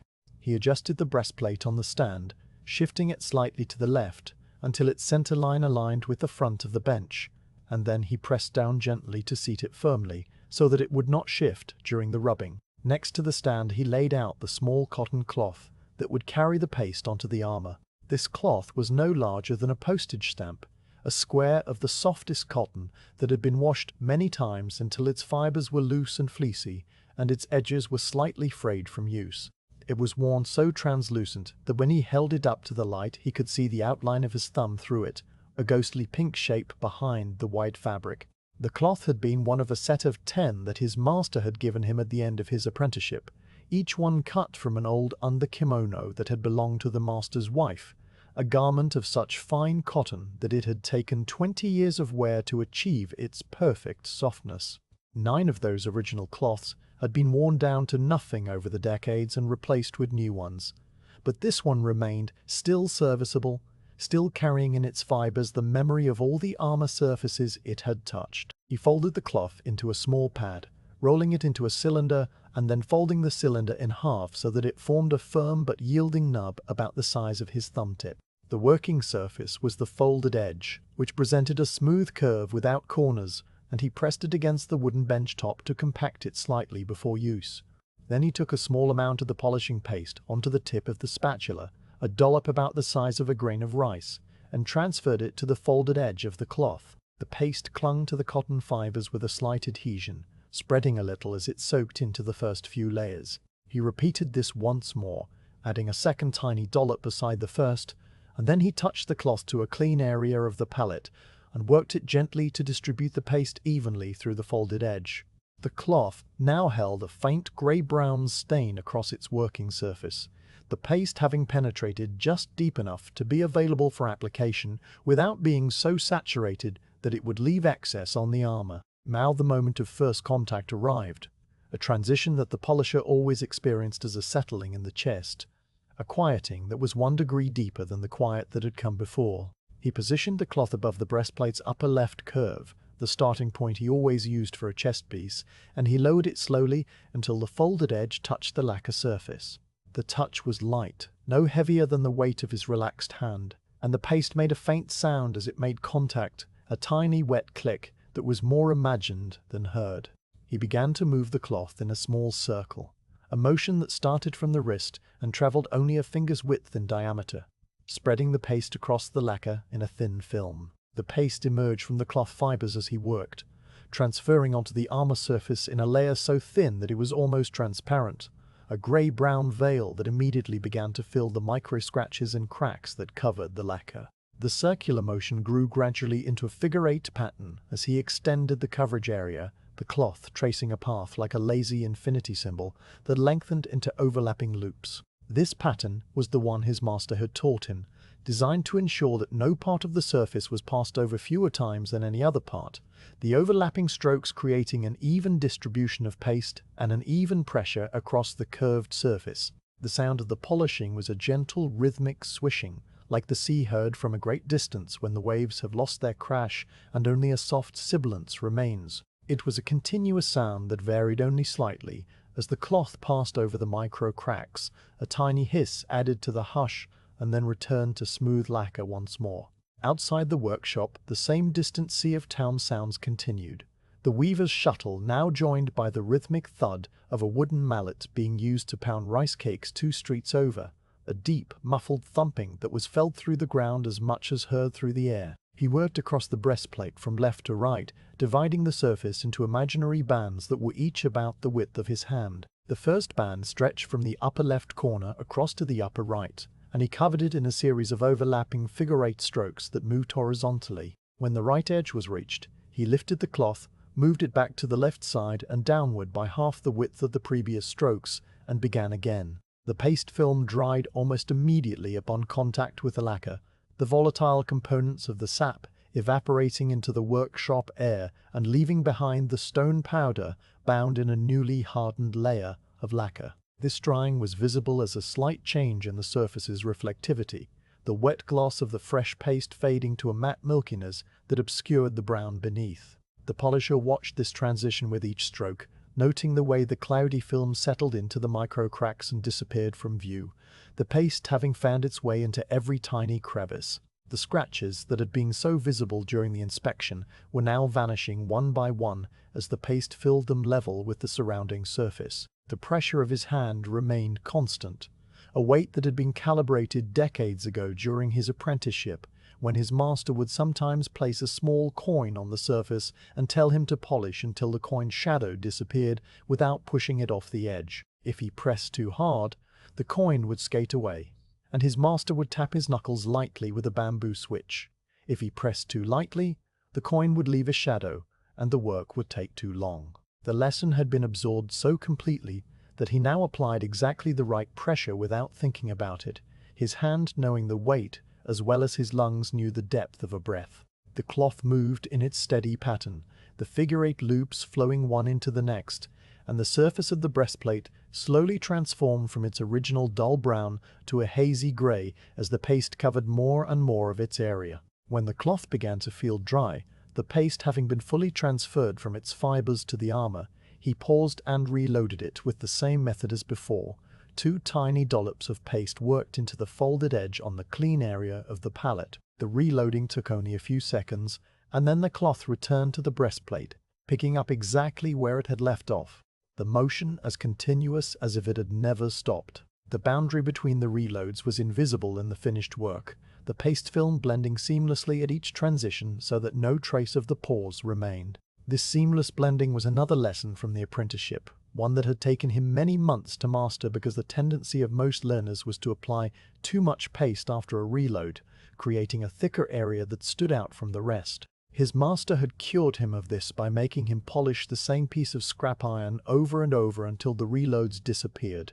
A monotonous exercise that lasted an entire winter and taught his hands the precise amount needed each time. The afternoon light continued its slow migration across the workshop, the warm amber glow that had filled the room now deepening to a richer gold as the sun descended further. The window screen glowed with a honey-colored luminescence, and the parallelogram of direct light that had been on the floor earlier had now climbed the opposite wall and was touching the lower edge of the shelf where the clay jars sat in their patient row. The jars cast thin shadows across one another, a shifting pattern that moved almost imperceptibly as the sun tracked westward. The polisher did not look up to notice this. His attention was on the breastplate and the cloth and the steady rhythm of the figure-8 strokes, but somewhere in his peripheral awareness he registered the change in brightness and the slight cooling of the air that came with it. The cicada that had been silent for a while started up again briefly, a single burst of shrill buzzing that lasted perhaps 20 seconds before dying away, and in its place the evening insects had not yet begun their chorus, leaving a gap of quiet that was filled only by the swishing of the cloth. He covered the entire upper half of the breastplate in this way, the overlapping figure-8 strokes advancing band by band down the curved surface, the matte grey film spreading like a slow tide. When he reached the midline of the piece, he paused and examined the work so far with a critical eye, leaning close and sighting across the surface at a flat angle to check for any unevenness in the film. The grey coating was perfectly uniform, no streaks or thin spots visible, and the micro cracks that had been so prominent earlier were entirely filled. The surface now had the texture of fine paper, matte and smooth, with no reflections at all. He nodded once, a tiny dip of the chin that no one would have seen even if there had been someone to see it, and then he shifted the breastplate on its stand, so that the lower half was presented at the same comfortable angle, and began the process again from the new top edge. The lower half of the breastplate had fewer scratches than the upper half, the wear having been concentrated on the chest and shoulders, where contact with other equipment and the environment had been most frequent. The paste went on easily here, the cloth gliding over the smoother surface with less of the faint hissing that the cracks had caused. The work progressed more quickly, and the polisher adjusted his pace slightly to keep the same rhythm, making each figure-eight stroke a little longer, so that the same time passed per reload as before. This adjustment was automatic, his internal sense of rhythm compensating without his conscious involvement, and the steady hush of the cloth continued without variation. A small fly landed on the edge of the bench, walked a short path along the wood grain, and then flew up and out the open window, its departure as silent as its arrival. The polisher watched it go without pausing his hands, the motion of the cloth continuing undisturbed, his eyes returning to the work as the fly disappeared into the golden light outside. When the entire breastplate was covered in the matte grey film, he set the cloth down on the folded towel beside the pallet and leaned back on his heels, stretching his spine with a gentle arch that made a single soft pop between his shoulder blades. The piece sat on its stand, transformed, its original russet lacquer completely hidden beneath the even grey coating. In this state, the armor looked like a clay model, all of its color and depth suppressed, and someone unfamiliar with the process might have thought that it had been ruined. But the polisher knew that the true result lay beneath this grey skin, waiting for the buffing stage that would come after the paste had cured for the proper amount of time, a stage that would remove the excess paste and reveal the deep liquid gloss beneath. For now, the breastplate needed to rest, the paste needing time to harden completely before it could be worked further. He checked the surface with the back of his knuckle, touching it lightly, and found it dry to the touch and no longer tacky. The first application was complete. He stood up slowly, his knees making the small complaints that came from kneeling for a long period, and he carried the breastplate on its stand to a side table where it could sit undisturbed. The same routine would need to be performed on the shoulder guards and the helmet bowl, but those would come after a short rest, a pause that allowed his hands to steady and his concentration to refresh. He walked to the back door and slid it open, stepping out onto the raised wooden step that looked over the vegetable patch, the same step where he had sat earlier with his barley tea. The air outside was cooler now, the sun having slipped behind the western hills so that only its afterglow remained, a band of pale orange and soft pink that stretched across the horizon like a folded silk cloth. The eggplant leaves in the garden were dark green in the fading light, and the first cricket of the evening was testing its song, a long chirp that stopped and started again as if it was remembering how to sing. He breathed in the cool air, smelling the damp earth of the garden and the distant cedar smoke from the bathhouse, and he let the peace of the moment wash over him. Behind him in the workshop, the grey-coated breastplate sat in perfect stillness, holding within its matte surface the hidden shine that would emerge when the work was done, patient and quiet and unchanged by the passing of the light. The moment of pause arrived without announcement, as it always did, settling into the workshop like a slow exhalation at the end of a long, steady effort. The polisher lifted the cloth from the breastplate for the last time in this stage of the work, his hand recognizing the completion of the task before his conscious mind caught up, the way a walker knows the path has ended without looking up. He placed the cloth on the folded towel, its working surface now stiff with dried paste and its faint grey stain permanent in the cotton fibers, and he straightened his back by degrees, letting the curve of his spine unroll vertebra by vertebra until he was sitting upright on his heels with his hands resting loose on his thighs. The breastplate sat on its padded stand, transformed by the thin grey coating into an anonymous shape, all of its russet depth and gleam hidden for now. The polisher looked at it without any particular thought, the way one looks at a finished page of writing before turning to a fresh sheet, and then he turned away to attend to the small rituals that marked the boundary between one part of the day and the next. He carried the slate palette to the side of the bench where the small ceramic cup still waited, and he covered the remaining paste again, pressing the cup down gently until its rim made complete contact with the slate surface. The paste would keep for several hours under this cover, the lacquer prevented from curing by the trapped humidity, and it would be ready when he returned to coat the shoulder guards and the helmet bowl. He set the palette on a high shelf where no dust would settle on it, and he wiped the iron spatula clean with a rag moistened in a drop of camellia oil, working the oil into the metal with his thumb until the blade shone dark and slick. The spatula went back to its place on the folded cloth, aligned with the edge as it had been in the morning, and the oiled rag he draped over the rim of a small clay dish to dry without crusting. Each tool returned to its home in a sequence that was as familiar as the order of his own fingers, and the bench gradually cleared until only the water dish, the kettle, and the unopened square of mulberry paper remained. He rinsed his hands in the water dish, cupping the cool water and rubbing it over his oiled palms and between his fingers, working away the faint residue of paste that had crept onto his skin despite the camellia barrier. The water in the dish turned a pale, cloudy grey, and he poured it out into a small bucket that sat beneath the bench for this purpose, then refilled the dish from the iron kettle with a fresh splash for later use. He dried his hands on a clean corner of the towel that held the polishing cloths, and he stood up slowly, his knees making the quiet popping sounds that they always made after a long session of kneeling, a sound as familiar as the creak of the floorboards in the morning. He stretched his arms overhead once, a simple extension of the shoulders that pulled the fabric of his kimono tight across his back, and then released it, and he walked toward the back door of the workshop, where the raised wooden step looked out over the small vegetable patch and the willow fence and the lower roofs of the castle town beyond. The door was already open. A hand's width, the wooden screen slid aside to let the afternoon air pass through, and he pushed it wider with one palm, the frame sliding smoothly in its track with a soft wooden groan that was the voice of old cedar rubbing against old cedar. He stepped up onto the threshold and sat down on the raised step, his feet resting on the packed earth of the garden path, his tabby socks clean and white against the dark soil. The air that met his face carried the full weight of the midday warmth, a blanket of stillness that had settled over the town during the hours he had been bent over his work, and it held a dozen subtle scents layered one upon the other.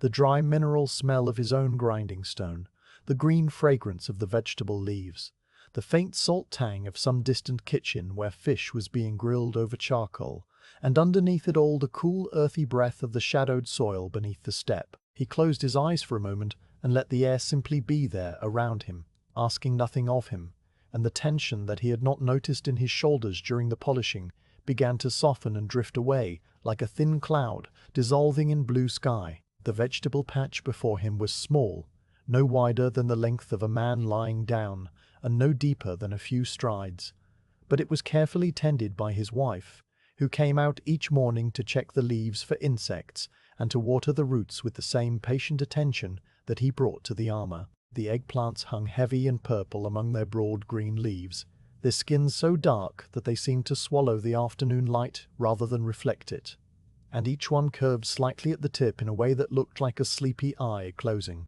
Next to them, the green onions stood in straight rows, their tubular leaves rising from the soil with a precise verticality that always struck him as unexpectedly formal, as if they were tiny soldiers standing at attention in a garden that otherwise had no use for discipline. A small cucumber vine had climbed a bamboo trellis that leaned against the fence, and its yellow flowers were closing now in the warmth of the afternoon, their petals folding inward to protect the tender centers from the drying sun.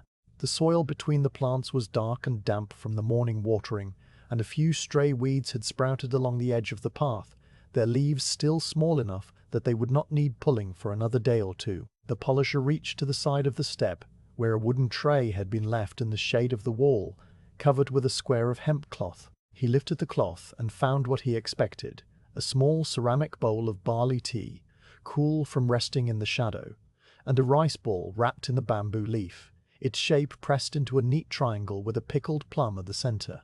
His wife must have brought it out while he was grinding the stone powder and set it here without a word, knowing that he would find it when the time for pause arrived. The tea bowl was one he recognized, a piece with a small crack in the glaze that had been repaired with gold lacquer long ago, the thin line of gold catching the light as he lifted it. He drank the barley tea slowly, the liquid cool and nutty on his tongue, and he felt it trace a line of coolness down his chest as he swallowed. The rice ball he ate in small bites, chewing slowly and tasting the slight sourness of the pickled plum that cut through the bland starch of the rice, a flavor that woke his mouth without disturbing his calm. He did not rush the eating, The town was not rushing anywhere, and the afternoon stretched ahead with no appointments or deadlines. From where he sat, he could hear the layered sounds of the castle town in its deepest peace, a time of day when the morning's commerce had wound down, and the evening's preparations had not yet begun.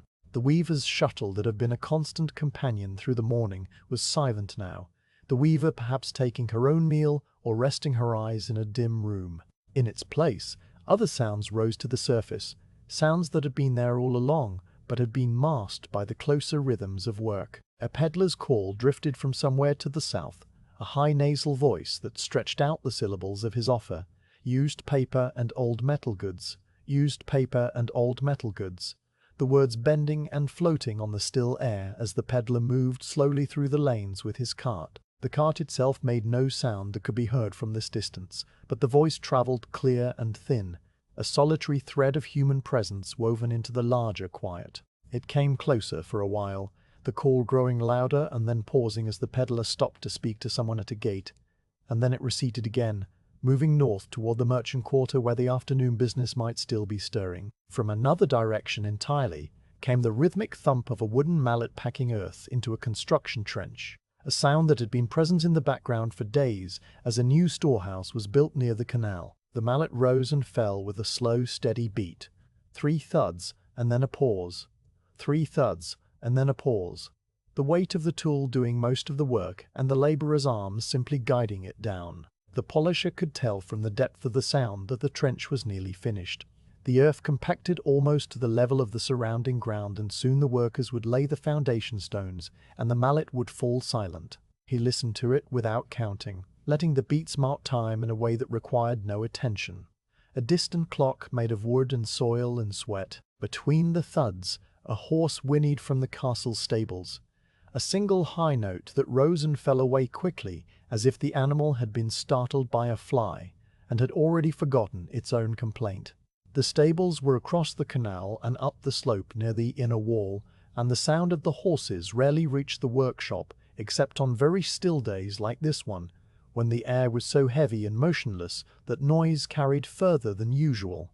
A cicada started its shrill buzzing from somewhere in the willow tree that leaned over the fence, the sound winding up like a mechanical toy and then stopping abruptly as if the insect had run out of strength. A moment later it started again, a slightly different pitch, and the polisher recognized it as a different cicada, perhaps one that had been resting on a higher branch and had now decided to join the chorus. The buzzing was loud enough to fill the whole garden for the few seconds it lasted, and then the silence that followed was deeper for the contrast, a hollow quiet that made the subsequent rustle of the willow leaves seem like a whispered secret. The cicadas would continue this pattern all through the late afternoon, starting and stopping and starting again, their songs overlapping and separating in rhythms that no human schedule could predict. Children's laughter rose from somewhere not far away, perhaps the lane behind the bathhouse where the neighborhood children gathered to play with a ball made of rags and string. Their voices were bright and thin,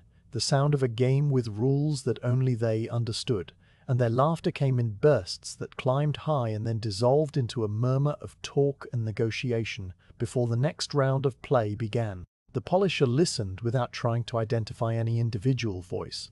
The sound was simply a texture of the afternoon, a reminder that the town was full of lives moving at their own paces, none of them in a hurry. A baby cried briefly in a house to the left, a short wail that was answered by a woman's soothing hum, and then silence returned, as if the cry had been nothing more than a bird's call.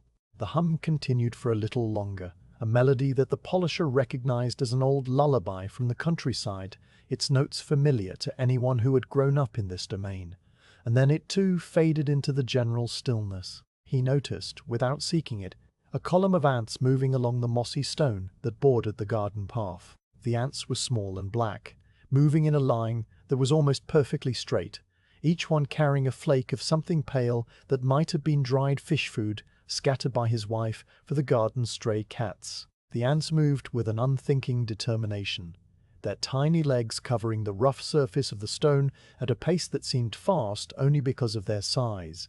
And when one ant met another coming the opposite direction, they paused briefly, touched antennae in some exchange of information that no human could decipher, and then continued on their separate ways. The polisher watched them for a long time, his gaze resting on the steady flow of the column without following any individual ant. And he felt the same quiet that came from watching a stream or a fire, a stillness that was not emptiness, but a full presence of attention with no demand behind it. The breathing of the town, the breathing of the man, and the breathing of the armor all seemed to synchronize into one long, slow rhythm, a single drowsy interval that stretched from the garden to the workshop to the streets and alleys and all the way up to the castle keep. The town was not sleeping. It was simply existing in a state of suspended activity.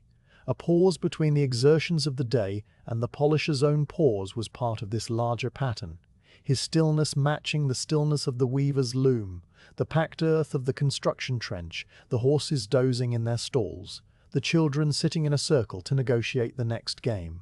The sun had moved past its highest point and was now beginning its slow descent toward the western hills, but the angle was still steep and the shadows were still short, and the heat of the day had not yet begun to break.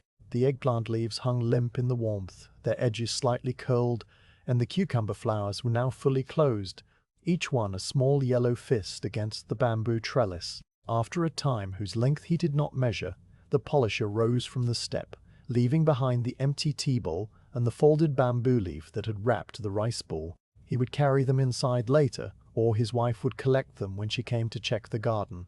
Neither outcome required his attention.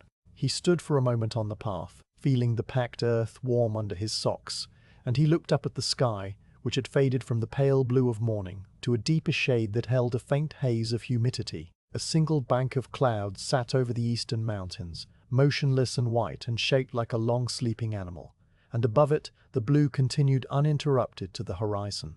He turned and stepped back into the workshop, where the air was slightly cooler and smelled of lacquer and stone and old wood, and he slid the door partially closed behind him, leaving only a gap for the afternoon breeze. The breastplate sat on its side table, unchanged, its grey coating now fully dry and waiting for the next stage, and the covered paste on the high shelf was still perfectly usable, its lacquer content held in suspension by the trapped humidity. The shoulder guards and the helmet bowl were still arranged on the inspection mat, patient and silent, and the polisher's cushion still held the two depressions where his knees had been. He knelt on the cushion once more, settling his weight into the familiar shape, and he rested his hands on his thighs with the palms turned down. The lull was not quite over.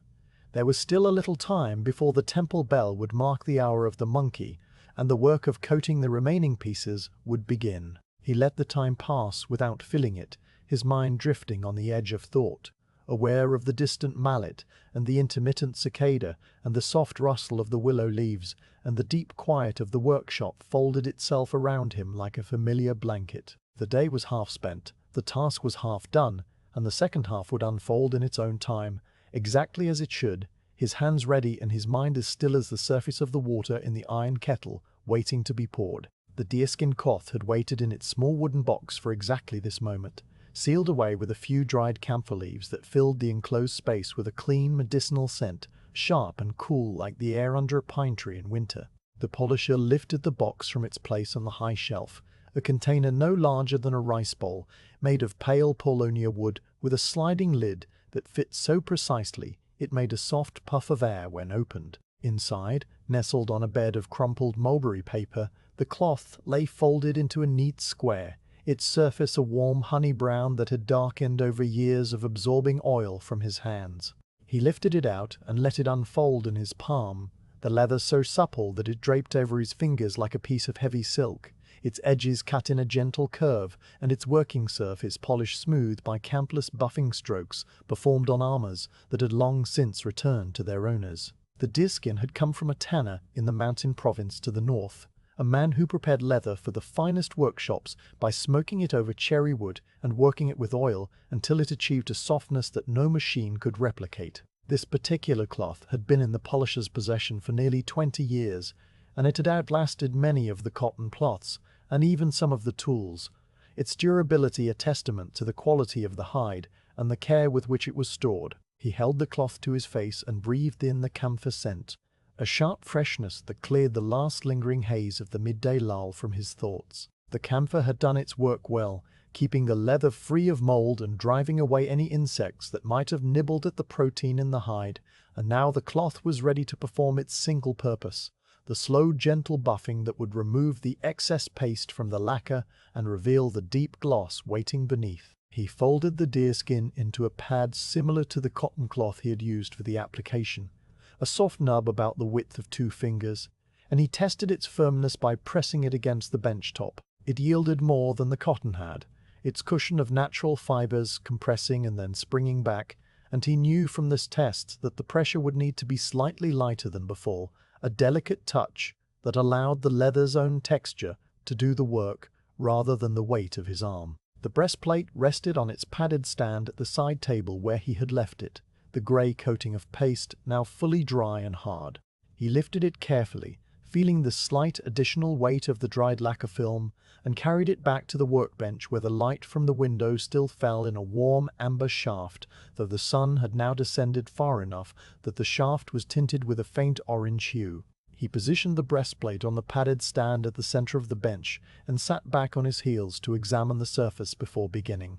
The grey coating was uniform and matte, completely opaque, showing no hint of the russet lacquer beneath. It looked like a piece of unfinished pottery, its color the shade of dry stone, and its surface texture under the raking light of the window was as fine and even as the skin of a winter pear. He touched it with the back of his knuckle, feeling the cool hardness of the dried paste and the faint roughness of the microscopic stone particles that were now bound in the lacquer matrix. The paste had cured perfectly, neither too brittle nor too soft, and the time he had allowed for the resting had been exactly right. He took the deerskin pad in his right hand and positioned it above the upper left corner of the breastplate, the same starting point where the cotton cloth had first touched the surface hours earlier. The moment of contact came without ceremony, the leather lowering onto the grey film, with a touch so light that the first stroke made no visible change at all. He began to move the pad in the same figure-8 pattern he had used for the application, a series of overlapping loops that traced a lazy path across the curved surface,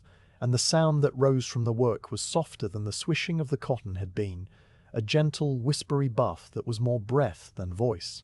The deerskin glided over the dried paste with almost no friction, its surface so smooth that it seemed to float on a thin cushion of air, and the faintest trace of the camphor oil in the leather transferred to the armor in a microscopic film that would later be wiped away. For the first many strokes, nothing appeared to change. The grey surface remained grey, the matte texture remained matte, and the polisher continued without adjusting his pace or pressure, knowing from decades of repetition that the buffing was a process of cumulative effect, each stroke removing a layer of paste so thin that it could not be measured by any instrument available in the castle town. The stone powder in the paste acted as a mild abrasive, the tiny particles rolling between the leather and the cured lacquer and wearing away the high points of the grey film, while the low points where the paste had filled the scratches remained protected. With each pass of the deerskin, the film grew imperceptibly thinner, and somewhere beneath it the original lacquer surface, now perfectly level and smooth, was approaching the air. The first sign of the transformation came as a subtle change in the way the light fell on the surface. A faint sheen began to appear in the wake of the deerskin pad, a ghost of reflectivity that faded almost immediately as the thin film of residual paste dust settled back onto the surface. He paused and wiped the area with a clean corner of a soft cotton rag, a single gentle stroke that removed the loose dust, and when he looked again, the sheen remained, a shallow gleam that caught the window light and held it like a puddle of still water. The color beneath was no longer gray, but a deep, rich brown with a faint reddish undertone, the russet of the original lacquer beginning to shine through. He nodded once, confirming the progress to himself, and then resumed the buffing, the figure-8 strokes continuing their slow migration across the breastplate's surface. The gloss deepened by degrees as he worked, the transformation spreading outward from the area he had wiped. What had been a cloudy matte grey became a translucent veil, and the veil gradually thinned until it vanished entirely, revealing the lacquer beneath in a state that had not been seen since the armor was first made. The russet surface grew more and more reflective, the micro cracks and scratches that had marred it now completely filled and leveled, the repairs invisible even to his trained eye. The window screen appeared in the convex curve of the breastplate as a pale rectangle of light, slightly distorted by the shape of the armor but clearly recognizable, its bamboo lattice reproduced in miniature on the glossy surface. As the buffing continued, the reflection sharpened, and he could see the blue of the afternoon sky captured in a tiny oval near the top curve, a patch of pale color that moved slowly as he shifted the angle of the piece. His own face appeared in the reflection, calm and indistinct, as if seen through a veil of water. The features were softened by the curve of the armor and the slight haze of the residual polishing dust, but he could make out the line of his brow and the dark suggestion of his eyes, looking back at him from a surface that had been dull and lifeless only an hour before. He paused again to wipe the surface with the cotton rag, clearing away the accumulated dust, and the face in the reflection sharpened briefly before the next stroke of the deerskin clouded it once more. This alternation between clarity and haze, reflection and matte, was the rhythm of the buffing stage, a slow oscillation that repeated itself dozens of times as he worked his way across the breastplate from left to right and top to bottom. The scent in the workshop had changed subtly since the buffing began. The sharp camphor note from the deerskin cloth had mingled with the fainter smell of the curing lacquer, and together they created a clean, almost medicinal atmosphere that the polisher associated with the final stage of any polishing job. It was the smell of completion, of surfaces being brought to their best state, and it joined the other permanent odors of the workshop, the old wood, the mineral dust, the faint sweetness of the storage incense in a layered fragrance that was as familiar to him as his own skin. Outside, the afternoon had continued its slow progression toward evening, and the light through the window screen was now a deeper gold, almost amber, with long shadows stretching across the garden. The cicada had fallen silent for good, and the evening insects had not yet begun their chorus, leaving a quiet gap in which the only sounds were the whisper of the deerskin and the distant single note of a temple bell marking the half hour. The ancient scratches disappeared one by one as the buffing reached them, each tiny line that he had catalogued during the inspection now vanishing under the combined action of the paste filling and the leather buffing. A scratch that had run diagonally near the right shoulder, which he had noted as the mark of a sword scabbard rubbing during a formal procession, dissolved into the gloss until no trace of it remained. The small patch near the left edge where the lacquer had been worn thin from years of contact with the samurai's sash became indistinguishable from the surrounding surface, its color restored to the deep uniform russet that the armorer had intended 32 years ago. The polisher did not pause to admire each disappearance.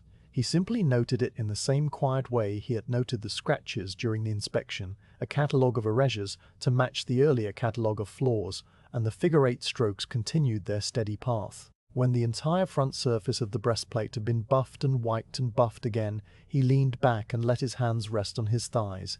The piece sat on its stand like a dark mirror, its surface so glossy that it seemed to contain depth, a pool of amber-brown liquid that had somehow been frozen into a solid curve. The window screen was reflected in perfect miniature, the bamboo crosspieces rendered as thin dark lines against the pale paper, and a patch of the ceiling beam appeared near the lower edge, its wood grain visible in the reflection. He reached out and held his hand a small distance above the surface, watching the distorted shape of his fingers appear in the gloss, and then he withdrew it without touching, leaving the reflection undisturbed. The breastplate had regained the appearance it would have had when the samurai first wore it, a surface so smooth and reflective that it invited the eye to fall into it and keep falling. But the work on this piece was not yet complete, for the back surface of the breastplate had also been coated with the grey paste and had waited through the buffing of the front with the same patient stillness. He lifted the breastplate carefully, turning it over in his hands,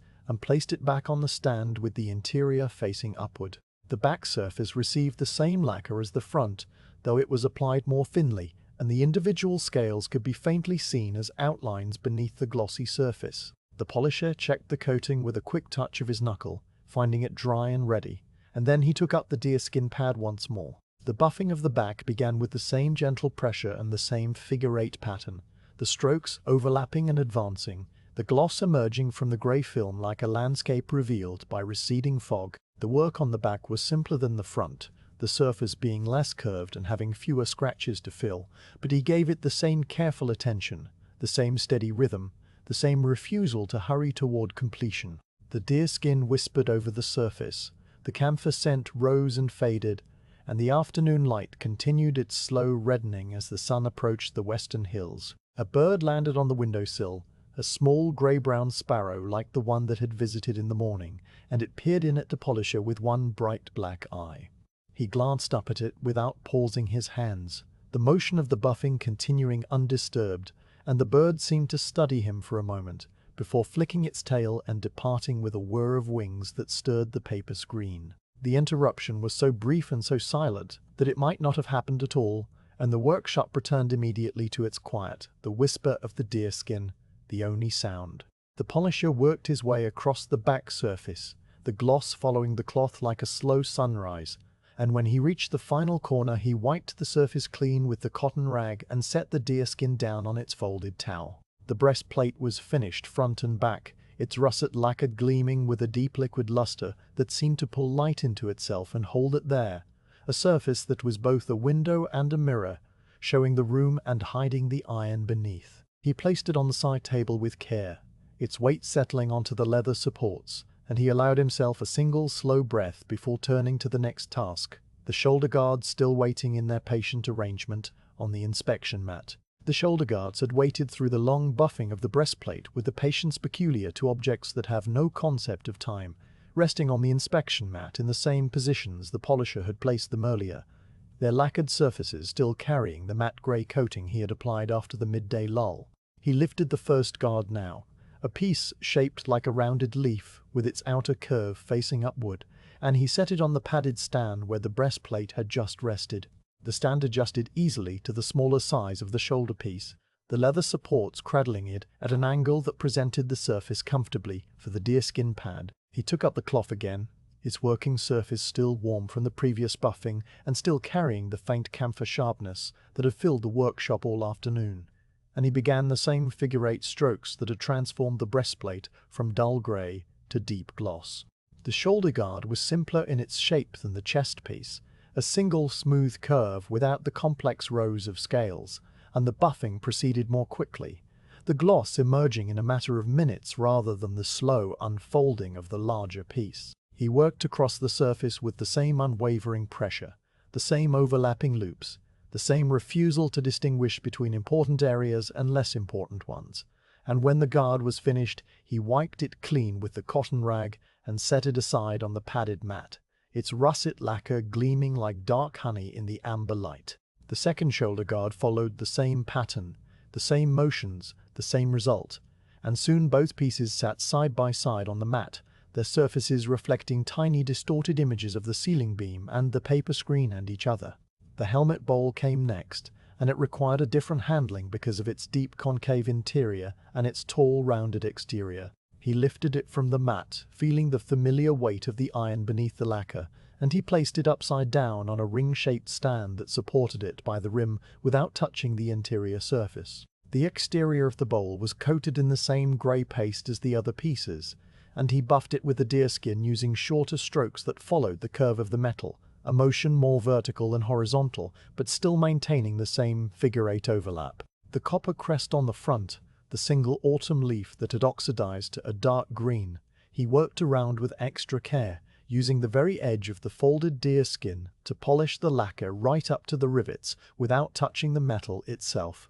The crest stood out against the newly glossed surface like a dark jewel on a mirror, its shape sharp and clear, and he paused to wipe the entire exterior with the cotton rag, removing the last traces of buffing dust. Then he turned the helmet over and addressed the interior, which had received only a very thin coating of paste, because the original lacquer there was still in good condition, protected from wear by the padded cloth cap.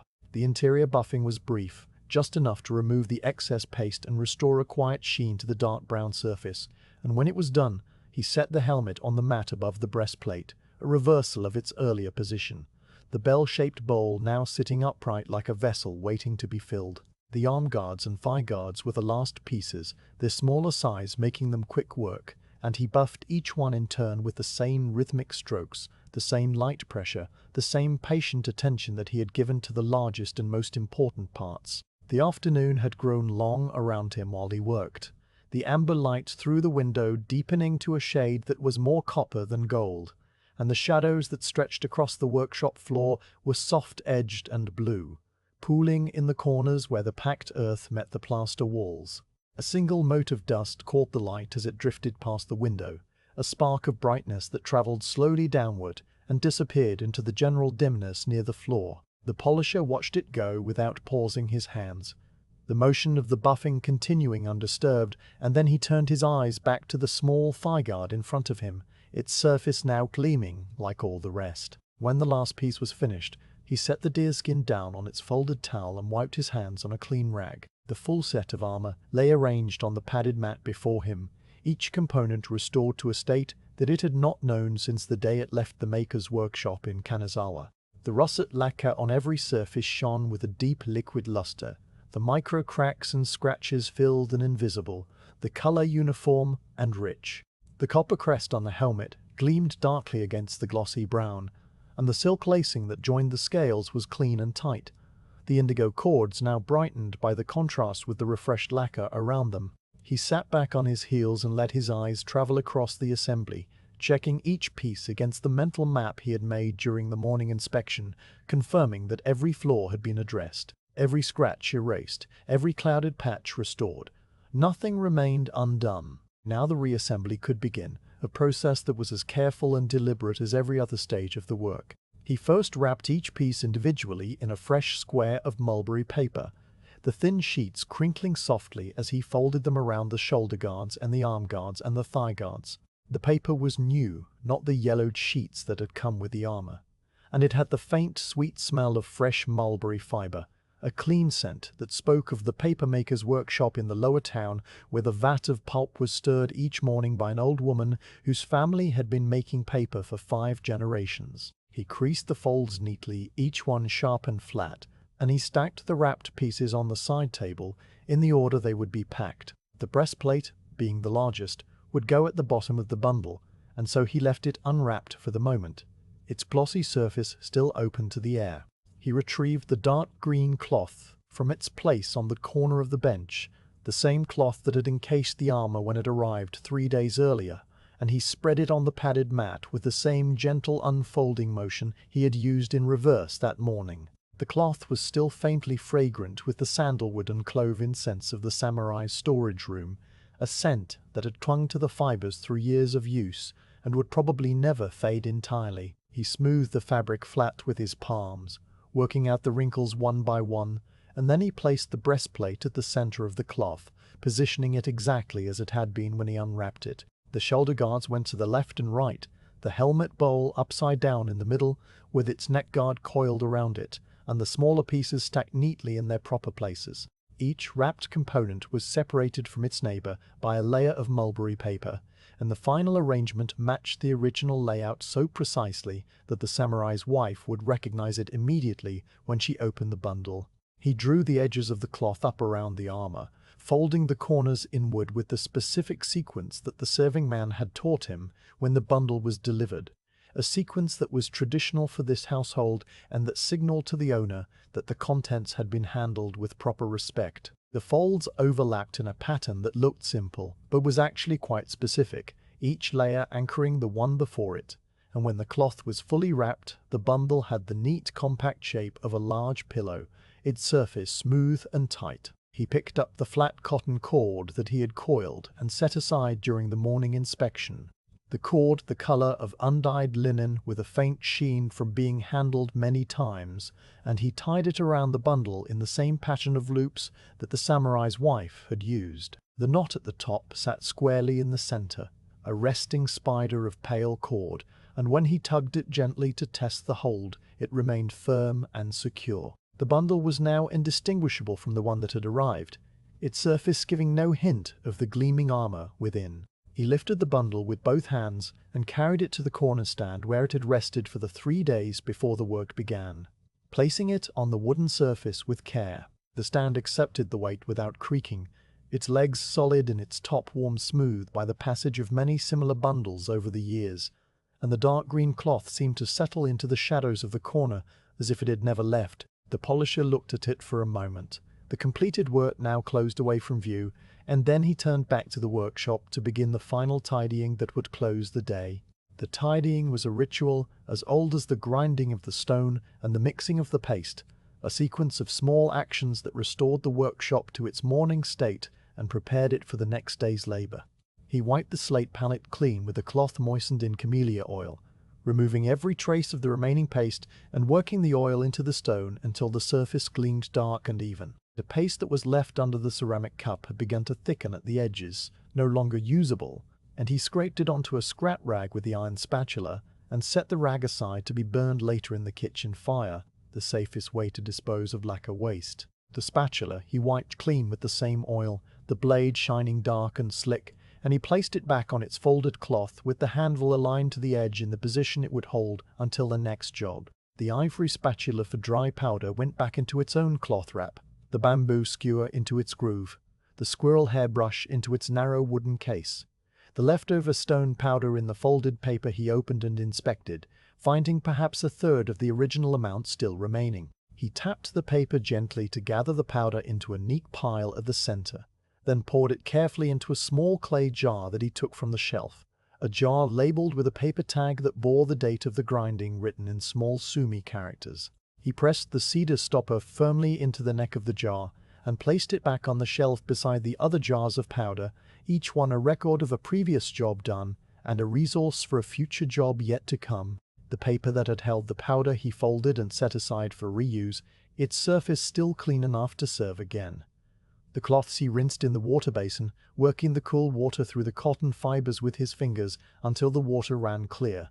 The small stamp-sized cloth that had applied the paste was stiff with dried lacquer and would need to be soaked overnight in a solution of wood ash and water to restore its softness, and so he placed it in a small ceramic bowl with a little of the ash mixture and set it on the windowsill where it would not be disturbed.